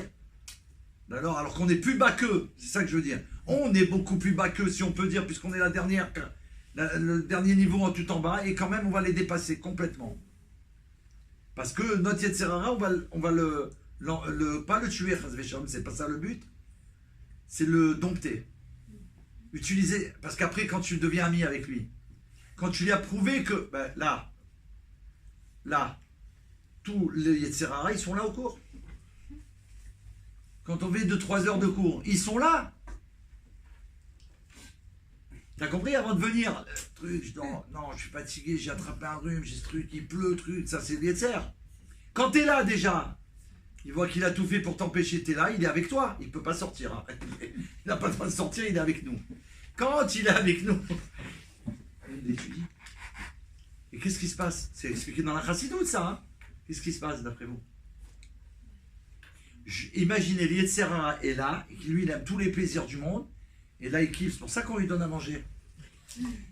Oui, Mais la Torah elle dit ça. Gourmand. Le corps, il faut lui donner de la nourriture. Tu l'as calmé, il dit bon, c'est pas mal ici, au moins il y a à manger, c'est des bonnes choses. Il y a des bonnes cache-routes en plus. Il mange, il se gave. Pendant qu'il mange, il entend, c'est quoi ça? Il parle de qui? Hachem. Il entend. Quoi, il m'a créé à moi aussi, Hachem. Et du coup, lui aussi, il reconnaît Hachem, il apprécie Hachem, et du coup, à un moment donné, quand on va révéler tous les secrets, et qu'il va voir ses merveilles, lui-même, c'est lui qui va adhérer, c'est lui qui va dire le cours, on va être en retard, il faut qu'on soit 1 heure avant. Et moi, j'ai une force animale, je t'amène. Tu vas te servir de ma force, ça veut dire maintenant, au lieu d'être pas en bonne santé, complètement comme ça à Houd, il va te faire courir, il va prendre sur lui. C'est ça le but, c'est pour ça qu'on ne doit pas le tuer. Parce que Dieu, il veut pas, c'est marqué dans le Shema Israël, et Hashem Elokecha Bechol Levavcha. Tu aimeras l'Éternel ton Dieu, pour les enfants d'Israël qui ont fait Shema Israël, de tout ton cœur. Et ton cœur, c'est marqué avec deux bêtes. Levavcha. Alors la Chassidoute, elle dit pourquoi il y a marqué 2 bêtes? Lève, c'est avec un seul V. Lève, c'est cœur. 2 bêtes. Avec ton cœur du bon penchant et ton cœur du mauvais penchant. Ça veut dire avec ton Yetzer Hara et ton Yetzer Tov. Parce que Dieu, il veut pas que le Yetzer Tov, il le serve. C'est pas une victoire. Là, le monde qui est contre Hachem, on a déjà dit plusieurs fois, Dieu, il y a combien de temps il aurait pu détruire les méchants? Pourquoi il n'a pas fait? C'est pas ça qu'il veut Hachem. Certainement pas. Il est d'une patience incroyable. Il veut que ces personnes, ils vont faire tchouva et ils vont le servir. Et ça, c'est la plus grande victoire au monde. Tu te rends compte? L'ennemi juré du peuple juif, parce que celui qui est l'ennemi juré du peuple juif, en vérité, c'est parce qu'il est l'ennemi juré d'Hachem. Alors il s'en prend au peuple juif. C'est pour ça que dans toute l'histoire, On s'en est pris au peuple juif. C'est pas que pour les raisons soi-disant qu'ils donnent. Ils sont riches, ils sont intelligents, tout ça, c'est des blablabla. Les plus grandes inventions, elles viennent des juifs et c'est grâce à ça que le monde, il est heureux. Et dans la médecine et dans tout. Donc c'est du blablabla. Vous comprenez? Donc Dieu, il veut avec ton Yetzeratov. Le mal, quand il va reconnaître Dieu et qu'il va le servir, c'est extraordinaire. Mon ennemi, maintenant il sert Dieu. C'est pas possible. Et de tout son cœur lui aussi. Parce qu'on lui a apporté la vérité. C'est ça notre travail avec les blés noirs aussi. Donc il dit comme ça. Par son intelligence, il pénétrera les secrets de la création. Regardez, ça c'est dans le Midrash que c'est rapporté. Et nous, on a le mérite que ce qui a été marqué à la création du monde, quand les secrets vont être dévoilés, c'est dans notre génération que ça a été révélé. On aurait vécu il y a 500 ans en arrière, on n'avait pas cette révélation. Il aurait fallu galérer. Vous avez vu ce qu'il y avait il y a 500 ans en arrière? C'était que Dieu en préserve. Vous pouvez tuer les gens comme ça dans la rue en tac, tic-tac. Et les souffrances et les martyrs et tout. Aujourd'hui, il y a encore ça, mais aujourd'hui, il y a des contrôles, il y a des gens qui crient, il y a des gens qui hurlent. Il y a des caméras qui voient, qui observent, il y a des jugements, des tribunaux. Par son intelligence, il pénétrera les secrets de la création et il pourra, à l'image des anges, servir le maître de l'univers. On va arriver à atteindre ce niveau. Donc il faut qu'on étudie et qu'on comprenne la chassidoute. Notre cours, c'est plus, comme j'ai dit même à mes élèves la semaine dernière, les enfants d'Israël, par le Dvar Mahout, c'est un booster pour la Géoula. C'est donner envie, réveiller ton cœur. Tu vois, comme si tu reçois une décharge nucléaire de Géoula, qui du coup va te donner une envie folle de servir Dieu, une envie folle de l'aimer, une envie folle de chercher le mieux pour lui. C'est ça les cours de la Géoula. Son esprit le distinguera comme être humain. Il va être distingué, on va le dire, c'est un être humain. Pastan, il faut mériter ce titre. Hachem ajouta, s'il accomplit ma volonté, il ressemblera à son créateur. Donc quand on dit qu'il est fait à son image, c'est quoi? C'est pas qu'on lui ressemble, puisque Dieu il n'a pas de corps, on ne peut pas le dessiner, on n'a pas le droit, et de toute façon il n'a pas de quoi pouvoir s'imaginer quelque chose. Être à son image, c'est faire sa volonté. S'il accomplit ma volonté, il ressemblera à son créateur et régnera sur les animaux. Aucun animal il pourra faire du mal à un homme s'il fait sa volonté. Mais c'est marqué plein d'histoires avec les tzadikim. Il y a des tzadikim qui voyageaient sur un lion. Il y a des tzadikim qui mettaient dans des trous. Il y avait des gens qui avaient peur, qui avaient un cours de Torah, une séouda ou un mariage. Il y avait des serpents qui tuaient des gens. Le tzadik, il a été, oui, un serpent. Il a dit, là, non, attention et tout. Lui, il a mis sa main dedans. Le serpent, il a piqué. C'est le serpent qui est mort. Le serpent, il est mort. C'est lui qui l'a piqué. Pourquoi? Mais oui, parce qu'un tzadik, il est à l'image d'Hachem. Comme il fait que sa volonté, il n'a pas peur de l'animal. C'est l'animal qui a peur. Lui qui a voulu, c'est comme si il s'est mis le venin dans lui. Il ne peut pas faire de mal là. Un animal qui voit un juif ou un être humain, bné noir, qui fait la volonté de Dieu, il ne peut pas t'attaquer. Je vais aller plus loin. J'espère que je ne vais pas vous choquer. Les animaux qu'il y a dans la rue là, ceux qui croient qu'ils sont des êtres humains et que c'est des animaux, ils ne pourront rien faire. Bné noir. Je respecte les 7 commandants de Dieu comme Dieu l'a ordonné à Moshe sur le Sinaï. Tu veux quoi? Il va se sauver. Pourquoi Dieu va lui faire voir une image de Dieu? C'est sérieux. Regardez ce qui se passe en Eretz. Ils envoient des centaines de... C'est possible ça que des centaines de bombes elles tombent et il n'y a rien? Non mais attendez. C'est un film ou c'est un dessin animé? C'est la réalité. Parce que Dieu il protège. Donc il y a cette réalité qui est vraie. Donc nous on doit faire la volonté de Dieu. Ah, on doit faire la volonté de Dieu. Eh bien c'est pour ça qu'on étudie la Torah. Étudier la Torah c'est savoir c'est quoi la volonté de Dieu. Si je ne le fais pas, je dis non je fais la volonté de Dieu. Tu fais quoi la volonté de Dieu? Tu étudies la Torah? Tu étudies ce que tu dois étudier? Tu étudies les 7 lois, tu les révises, tu mets en pratique les 7 lois. Et là je fais la volonté de Dieu. Et là je peux marcher tranquille dans la rue. Même si on a annoncé, bien sûr je fais attention, j'ai pas le droit on n'a pas le droit, c'est assourd, mais ça veut dire que je ne m'inquiète pas. Le maître du monde, il est là. Pour moi. Je peux dire pour moi. Pour nous. Rappelez-vous la dernière fois quand il y a eu la grande manifestation, hélicoptère, militaire, police, et nous on est passé, on est arrivé ici. Sans encombre, sans PV, sans rien, royal, alors tout le monde nous a dit faites pas le cours, annulez, il n'y aura personne qui pourra venir. Et je vous ai dit non, c'est que pour nous et c'est que grâce à nous qu'il y a eu ce cours. Ils font sur les 70 nations. Je rêve, la veille, il y a quelqu'un qui me dit à la choule, David, il ne faudrait plus mettre sur les cartes 70 nations, les gens ils comprennent rien. J'ai dit bon, je vais voir, je vais réfléchir quand je ferai les prochaines. Moi j'ai dit pour faire plaisir, et peut-être qu'il a raison. Je ne peux pas tout savoir. Je prends conseil, il donne conseil. Le lendemain j'apprends, ils ont mis les goïms 70 nations, et moi je vais changer un truc, mais là, c'est lui qui n'a rien compris. C'est lui qui est... Ils ont fait ça, une grande manif, pour lui dire, oh calme-toi, nous on a compris ce que c'est 70 nations. Mais s'il dévie, attention, attention là, déviation en hébreu, shtout, ça vient du mot shtout, folie. La folie, la folie c'est une déviation. Alors imaginez la déviation que je vais vous faire là maintenant. Imaginez qu'on trace là ici, on a un architecte qui nous trace une ligne parfaite. D'accord? Comme si on nous dit, voilà, on voudrait faire un mur là. Et il vient, il nous fait le trait avec les employés. Tu sais, ils font le truc là avec la craie bleue là. Pour mesurer de là-bas, c'est parfait, une ligne royale.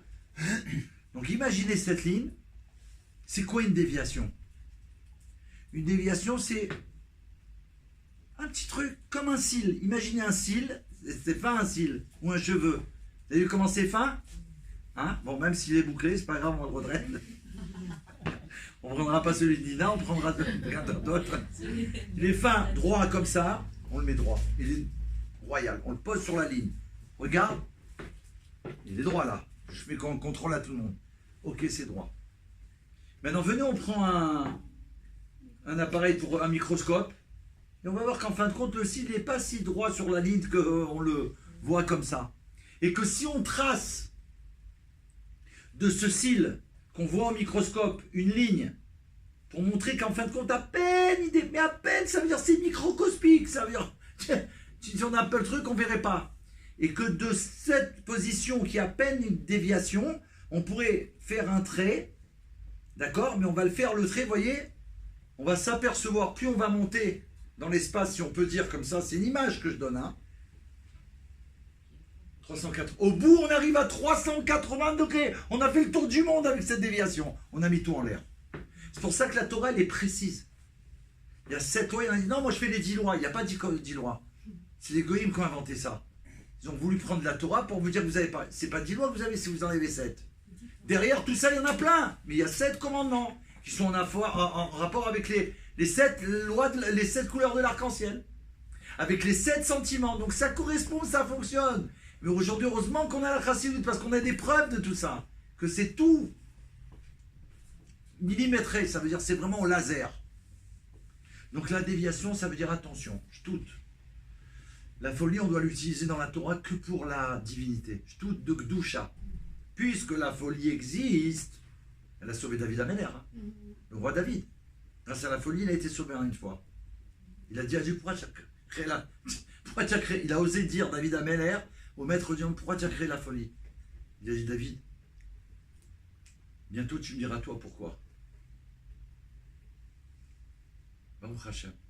Il a eu un jour où il était poursuivi, condamné à mort. Quand on l'a attrapé, il est devenu comme fou. Donc quand on l'a amené à Shaoul, le roi, pour dire qu'on a capturé, qu'on a enfin trouvé David Améler qui s'était sauvé, quand ils l'ont présenté et qu'ils l'ont vu dans cet état, ils ont dit, mais c'est pas David, c'est pas lui. C'est pas lui, vous êtes trompé, c'est pas le roi David. Donc ils l'ont rejeté. Et là, après Hachem, il est venu voir David, il a dit, alors David, j'ai bien fait de créer la folie? Sa vie, elle a été sauvée. Ils l'ont pris pour un fou. Et Shaoul, il a dit, c'est impossible que c'est lui. David, c'est la chorma, la Torah, l'art, c'est la folie, quoi. C'est pas possible qu'il soit fou. C'est pas lui. Donc il a été sauvé. La folie, comme elle existe, nous on doit l'utiliser pour Dieu. Ça s'appelle Shtut de Gdusha. C'est quoi? Au lieu de mettre toute ma folie dans les plaisirs du monde, je mets toute ma folie dans les plaisirs divins. Quelqu'un, il est fou, avant il a acheté 2 millions de vidéocassettes de tous les films, de ci et de là, et de trucs et de là. Tout d'un coup, il fait tchouva. Il devient, je suis un blé noir. J'apprends les 7 lois, ma vie, elle change. Qu'est-ce que je fais? Au lieu d'acheter ces films, maintenant, je vais acheter des vidéos, puisque c'est mon truc. Mais des vidéos où j'apprends la Torah, où j'apprends des bonnes choses, les pires carbones, des choses qui me concernent, que ma vie, elle va changer. Et là, ça change tout. Donc, ce que j'utilisais dans le contraire du bien, je continue. Mais dans le bien. Je tourne de Gdusha. Le mec, il vient chez toi, il dit, ah, tu as toujours les cassettes comme avant. Ah oui, mais c'est plus les mêmes, hein, tu peux regarder. C'est plus du tout les mêmes. T'as compris? Je tourne de Gdusha, ça veut dire que toutes les, entre parenthèses, défauts qu'on avait, c'est des qualités. Regardez comme c'est beau dans la Torah. C'était des défauts quand j'étais en galoute. Mais maintenant, ces défauts que j'avais quand je les utilise pour le bien, c'est des qualités. Puisque moi, j'étais un fou de ça. Donc, c'était des défauts là. Mais maintenant, cette folie que j'utilise pour Hachem, c'est extraordinaire. Regardez cette passion qu'il a. Oh, donc, ça veut dire qu'attention, il faut s'analyser différemment. Il ne faut pas se faire avoir par les Tserara non plus. Qui pourraient prétendre ou nous faire croire qu'on est des bons à rien, que Dieu en préserve. Pas du tout. Donc nous, on doit être à l'image de Dieu. Attention à la déviation, même infime. Ça veut dire quoi? Si un commandement, il m'est transmis, si on me dit quelque chose, je dois savoir. La source, c'est Moshe Rabbeinu. Moshe, il a dit ça, c'est marqué dans la Torah. Ça vient de Moshe. On peut dire que ça vient de Moshe sur le Sinaï. Quand le Rabbi transmet un enseignement de la Torah qui est appelé Moshe dans cette génération, ou l'Admour Azaken, dont c'est cette fête cette semaine, que c'est le premier Rabbi de Lubavitch, Moshe de sa génération. Dans sa génération, c'est lui Moïse. Le Baal Shem Tov dans la sienne. Rabbi Shimon Bar Yochai dans la sienne, etc. Tous les grands, le Harizal dans la sienne, tous les grands dans leur génération, c'est lui qu'on écoute. Pourquoi c'est lui? Parce qu'il est l'extension de Moshe dans la nôtre. Donc lui nous transmet, c'est-à-dire sa parole, c'est comme si tu reçois du mont Sinaï ce qu'il dit pour les Bnei Noirs. Du coup, quand tu reçois, c'est comme ça. Ah, maintenant les sages ou mes rabbins ou ceux que je connais, ils vont m'indiquer, ok, je sais que ça c'est de Moshe Sinaï, du mont Sinaï, ça vient direct d'Hachem. Mais maintenant, comment la mettre en pratique mieux? Parce que selon l'époque où on se trouve, alors aujourd'hui on a des moyens complètement différents de faire la Torah. Mieux, qui nous permettent de faire mieux la Torah qu'avant. Ok? Alors, comment le mieux la mettre en pratique? Là, je peux demander conseil. Mais je sais ce que je dois faire. Maintenant, faire attention comment je vais le mettre en pratique. Donc, mais s'il dévie, qu'est-ce qui va se passer? Chas v'shalom, l'image divine l'abandonnera et c'est l'animalité qui le dominera. Du coup, qu'est-ce qui se passe? Quand un animal, il va te voir, il va te sauter dessus parce qu'il va reconnaître un animal. T'as compris? Alors que si toi, tu n'étais pas animal, tu faisais la volonté de Dieu, qu'est-ce qu'il va voir? Il ne voit pas un animal, il voit la divinité. Il voit Dieu dans toi. Il voit Dieu, il ne peut pas s'approcher, il ne peut pas te faire de mal. Au contraire. Mais comment, quand il a été jeté dans la fosse, le lion Daniel, le prophète Daniel, le lion qu'ils n'avaient pas donné à manger pendant des jours, c'est marqué dans les livres d'histoire non juifs. Il n'a pas mangé. Il était autour de lui, il s'est accroupi comme ça, il lui léchait les jambes et les pieds. Il y a plusieurs histoires comme ça. Dans la fournaise avec le feu, Avraham Avinu, le feu c'était du vrai feu. Mais le feu il n'a pas agi en feu devant lui. Pourquoi? Parce que c'était Avraham que de la divinité. Donc ça ne peut pas lui faire du mal. Ça ne peut pas le toucher. L'autre il a dit l'autre il a voulu copier sur Abraham. Si Abraham il meurt pas, je dis comme lui et ils vont me jeter dans la fournaise, je vais être vivant. Lui comme il a fait comme ça, il n'a pas fait pour Dieu, il est mort, brûlé. C'est du feu. Ah toi tu veux être comme du feu dans la galoute, tu vas mourir, tu vas périr. Ah toi tu es divin. Le monde il peut pas être un danger pour toi. Donc attention, l'image divine si on dévie, elle va t'abandonner. Tu l'as plus sur la face. Et donc, on va voir que l'animalité, donc là, il y a danger. C'est ainsi qu'Hachem créa Adam. Les détails de cette création seront précisés dans le chapitre « Comment Adam fut créé la veille du Shabbat et placé dans le Gan Eden ». Ça vous intéresse, ça? de savoir ça? Les Hachem. C'est trop beau. 10 éléments. Alors avant d'attendre, parce que là c'est la création d'Adam, ça veut dire, imaginez qu'on ait le mérite de savoir comment Dieu a créé Adam Arishon, mais c'est trop beau, quoi. Il faut être conscient de ces merveilles. Regardez ça. Déjà rien de consulter ça dans la Torah, tu te dis, mais comment Dieu est tellement bon que je puisse avoir accès à ça? Le premier homme, 5779 ans il a. J'ai été à Hebron plusieurs fois, que Dieu soit béni à jamais. J'ai mérité d'aller dans l'endroit où on nous a montré ici. Adam, Arishon et Chava, ils sont tout en dessous. Il y a un endroit qu'ils ont mis des barrières. Avant, il n'y avait pas. Quand j'ai été, moi, les premières années, il n'y avait pas de barrière. Mais après, parce qu'il y a tellement de monde qui vient maintenant, qu'on ne veut pas pour pas abîmer le site. Il y a un creux comme ça. Et on dit que c'est Adam qui a creusé parce qu'il a vu un animal, un oiseau qui a, je crois, comme ça. Que ça, la femelle, elle était morte. Et il ne savait pas comment faire pour s'enterrer. Il ne savait pas comment c'est quand on meurt. Il ne savait pas. Et il a vu l'animal qui a fait ça et qui l'a mis sur terre. Donc il a creusé. Comme ça on dit, c'est une... J'ai été là-bas. Où il est exactement à l'endroit où il y a Abraham, Yitzhak et Yaakov. Mais c'est rapporté dans la Torah. Les Juifs vont prier là-bas. Il y a marqué que là-bas, à Hebron, c'est Abraham qui a payé 400 cycles d'argent, cet endroit pour les pères juifs et les mères juives. Tu vas là-bas, il y a Abraham, Yitzhak et Yaakov. Des millions de gens à travers l'histoire du monde, ils vont là-bas. Et des cinglés dans le monde, ils te disent Israël, c'est pas aux Juifs. Mais de quoi vous parlez? De quoi? Je rêve ou quoi? Pas encore les Adam, Arishon et Chava, ils sont là-bas. Abraham, Yitzhak et Yaakov. C'est rapporté, ça c'est une parenthèse que je vous fais, que j'ai appris aussi, je crois, dans le Midrash, dans la Torah, bien sûr, que de la manière même comment ils sont enterrés dans leur caveau, d'accord? Ils sont enterrés d'une façon que l'un ne peut pas voir l'autre au niveau. Il ne peut pas le voir par rapport à la tsniout. Mais là, tu te dis, mais ils sont enterrés. Quel rapport? Je pourrais dire, bon, là, ça ne sert plus à rien, puisqu'ils sont... Jusqu'à là, ça va. Il ne peut pas voir. Vous comprenez? Quand Bilam, il a voulu maudire le peuple juif, Balak, il a envoyé Balak, qu'il est venu sur la montagne, qu'il a vu toutes les tentes des enfants d'Israël, au lieu de les maudire, il les a bénis. Israël. Parce qu'il a vu que les tentes, leurs portes étaient ouvertes, il n'y en a aucune qui pouvait voir l'entrée de l'autre. Imaginez combien de milliers de tentes il y avait, puisqu'on était des millions. Il n'y en a aucune qui pouvait voir l'autre, l'entrée de l'autre. Dans le désert, on parle. C'est à ça qu'on doit ressembler, puisque quand on dit le peuple juif, la lumière des nations, c'est pour qu'on apprenne aux nations comment on doit se comporter pour servir Hachem. Donc, on va faire ce cadeau-là. Après, je fais Mincha, on fait notre pause et on fait la suite si on ne prévient pas.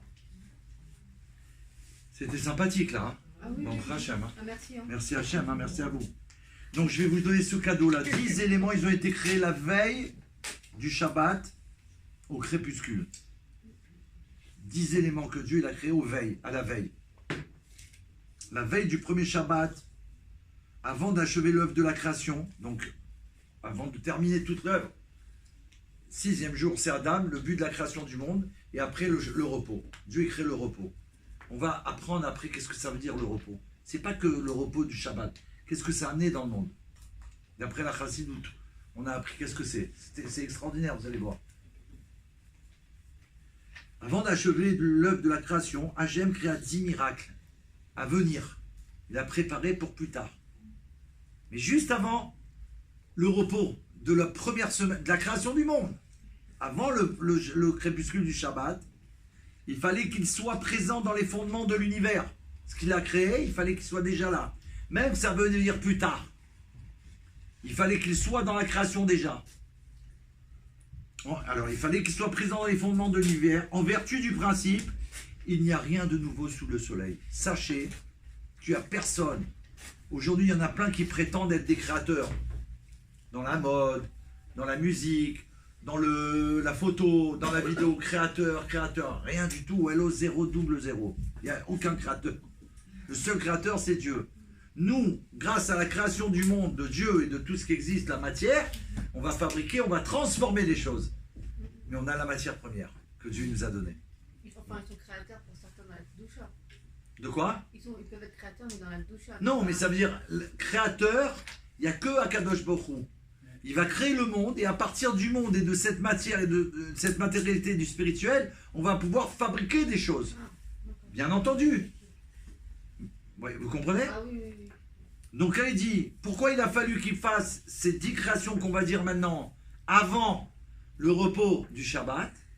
Parce que, justement, pour pas qu'il vienne après, pour pas qu'on dise, oui, mais après la création du monde, Dieu, il a fait d'autres choses. Sous-entendu, tu vois, donc on peut créer nous aussi des choses.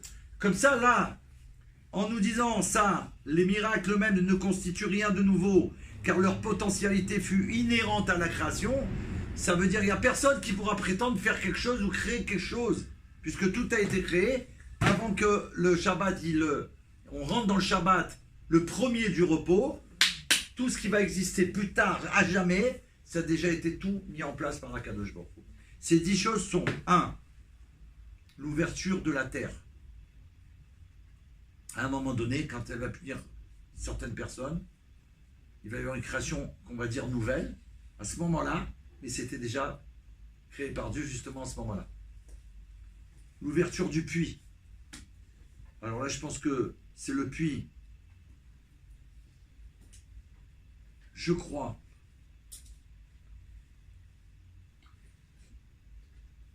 que là, il ne précise pas.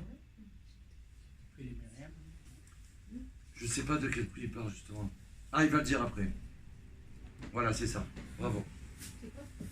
C'est le puits de Béa. On va le voir après. C'est magnifique. Alors après, il détaille. Donc là, il dit d'abord ce qu'il y a eu, après, il les détaille. L'ouverture de la terre. L'ouverture du puits. La bouche de l'ânesse. De Bilam qui va parler.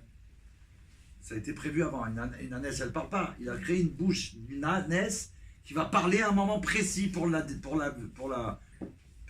Torah, pour la divinité. Et en plus, c'est dans cette paracha qu'on apprend pour la première fois dans l'histoire du monde, dans la paracha, c'est-à-dire dans le Chumash, dans ce que Dieu l'a transmis à Moïse, à Moshe Rabbeinu sur le mont Sinaï, la prophétie de Mashiach. C'est là-bas, dans cette paracha, que va être annoncée la prophétie. On a une preuve dans la Torah que Mashiach, il vient. C'est pas simplement les Midrashim, ou les Agadot, ou les... Non, c'est dans le Chumash. C'est très fort, ça. Dans la paracha de Bilam, qui était l'ennemi juré à ce moment-là du peuple juif, puisqu'il voulait l'anéantir. Il a pris quelqu'un. Et de là, c'est souvent comme ça d'ailleurs, à chaque fois qu'il y a quelque chose qui veut se passer contre le peuple juif, alors Dieu il fait que non seulement ils ne pourront pas le faire, mais de là il va sortir une merveille pour le peuple juif et pour le monde. Ben oui, puisque Mashiach c'est pour le monde entier.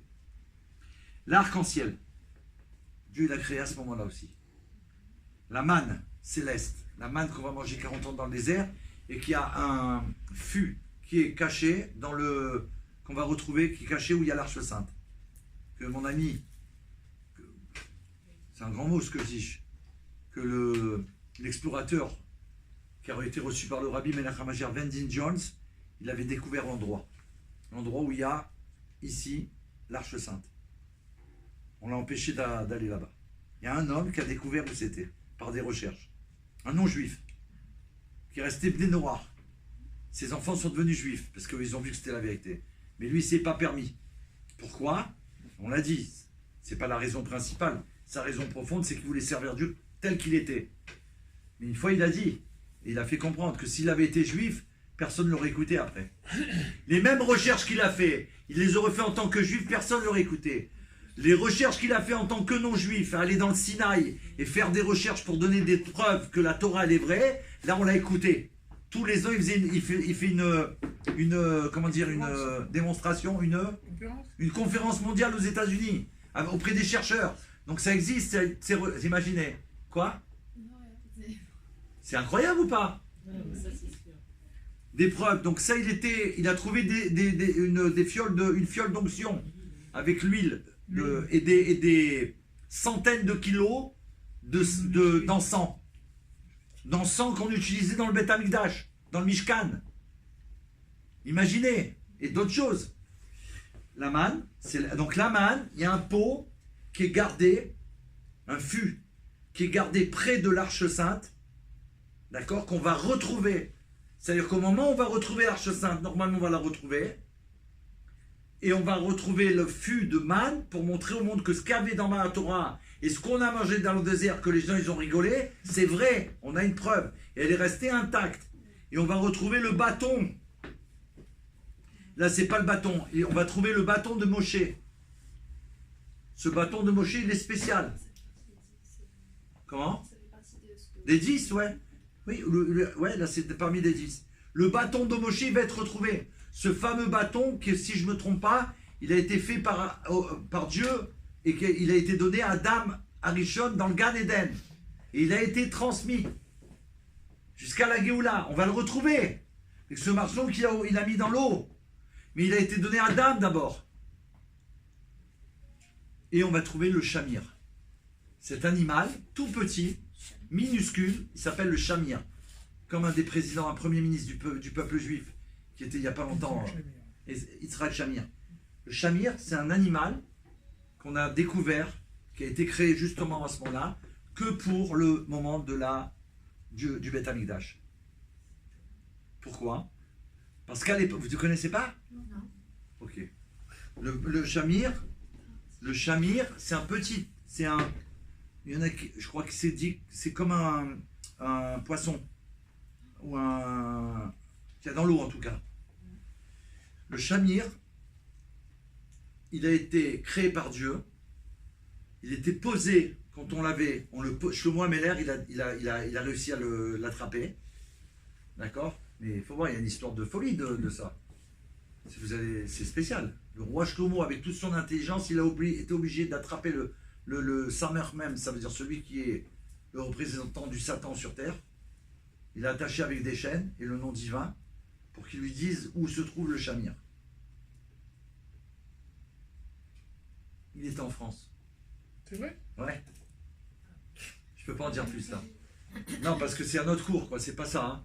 C'est pour vous dire, la France, c'est spécial. Mais dans la Gdoucha. Parce que c'est aussi spécial dans la Galoute. C'est la première dans le monde. Eh oui. Donc, mais ça veut dire que puisqu'il y a ça, alors on peut dans la Géoula être le plus grand. Donc le chamir, ce petit animal, il avait comme particularité que en le posant sur une pierre,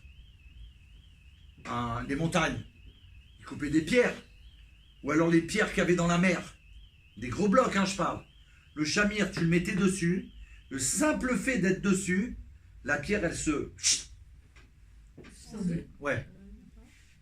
Alors, comme on n'avait pas le droit d'utiliser du fer pour tailler les pierres pour le temple de Jérusalem, c'est interdit. Parce que comme le fer, sa première utilité à l'époque, c'était pour faire des armes, donc pour tuer.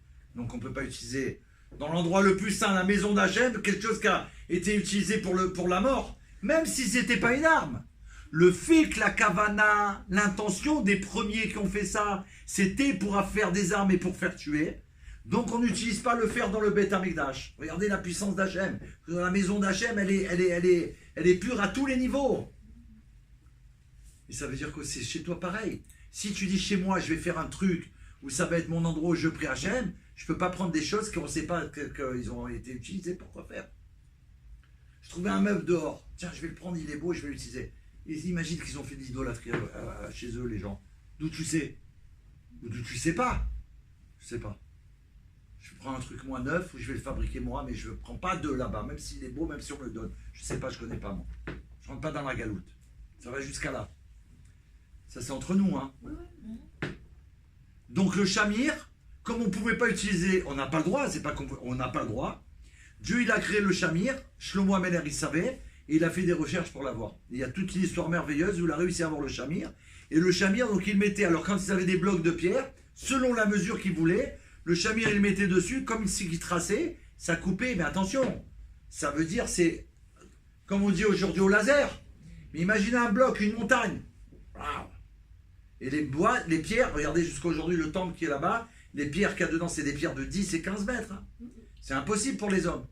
Ni à porter, ni... Donc c'est très spécial. C'est la dernière création, c'est le chamir. Et le Rabbi l'a dit, on va le retrouver. Pour le Beth Amikdash. Bien que le troisième Beth Amikdash, on pourra utiliser le fer. Comment que c'est possible? On termine ça aujourd'hui. Vous pouvez marquer page dans le livre de Bereshit, c'est pas le 10e, pardon, j'ai pas fini. On s'arrête à la page 50, on reprendra.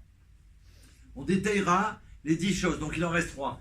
Bon, ça je le rajoute. Pourquoi on aura le droit d'utiliser le fer dans le 3e Beth Amikdash avec l'aide de Dieu, alors que pour les 2 premiers on n'a jamais pu? Parce que le mal, il va disparaître à l'avenue de Mashiach. Donc c'est fini. Le fer ne sera plus entaché par ça. Toutes les choses qui ont servi au contraire du bien. Ok? Maintenant, il reste 3 choses que j'ai oubliées. Donc on était à la 7e, là, au Shamir. 8e, 9, 10, c'est l'écriture. Un instant avant Shabbat, Dieu il a créé l'écriture. C'est pour ça qu'on peut écrire.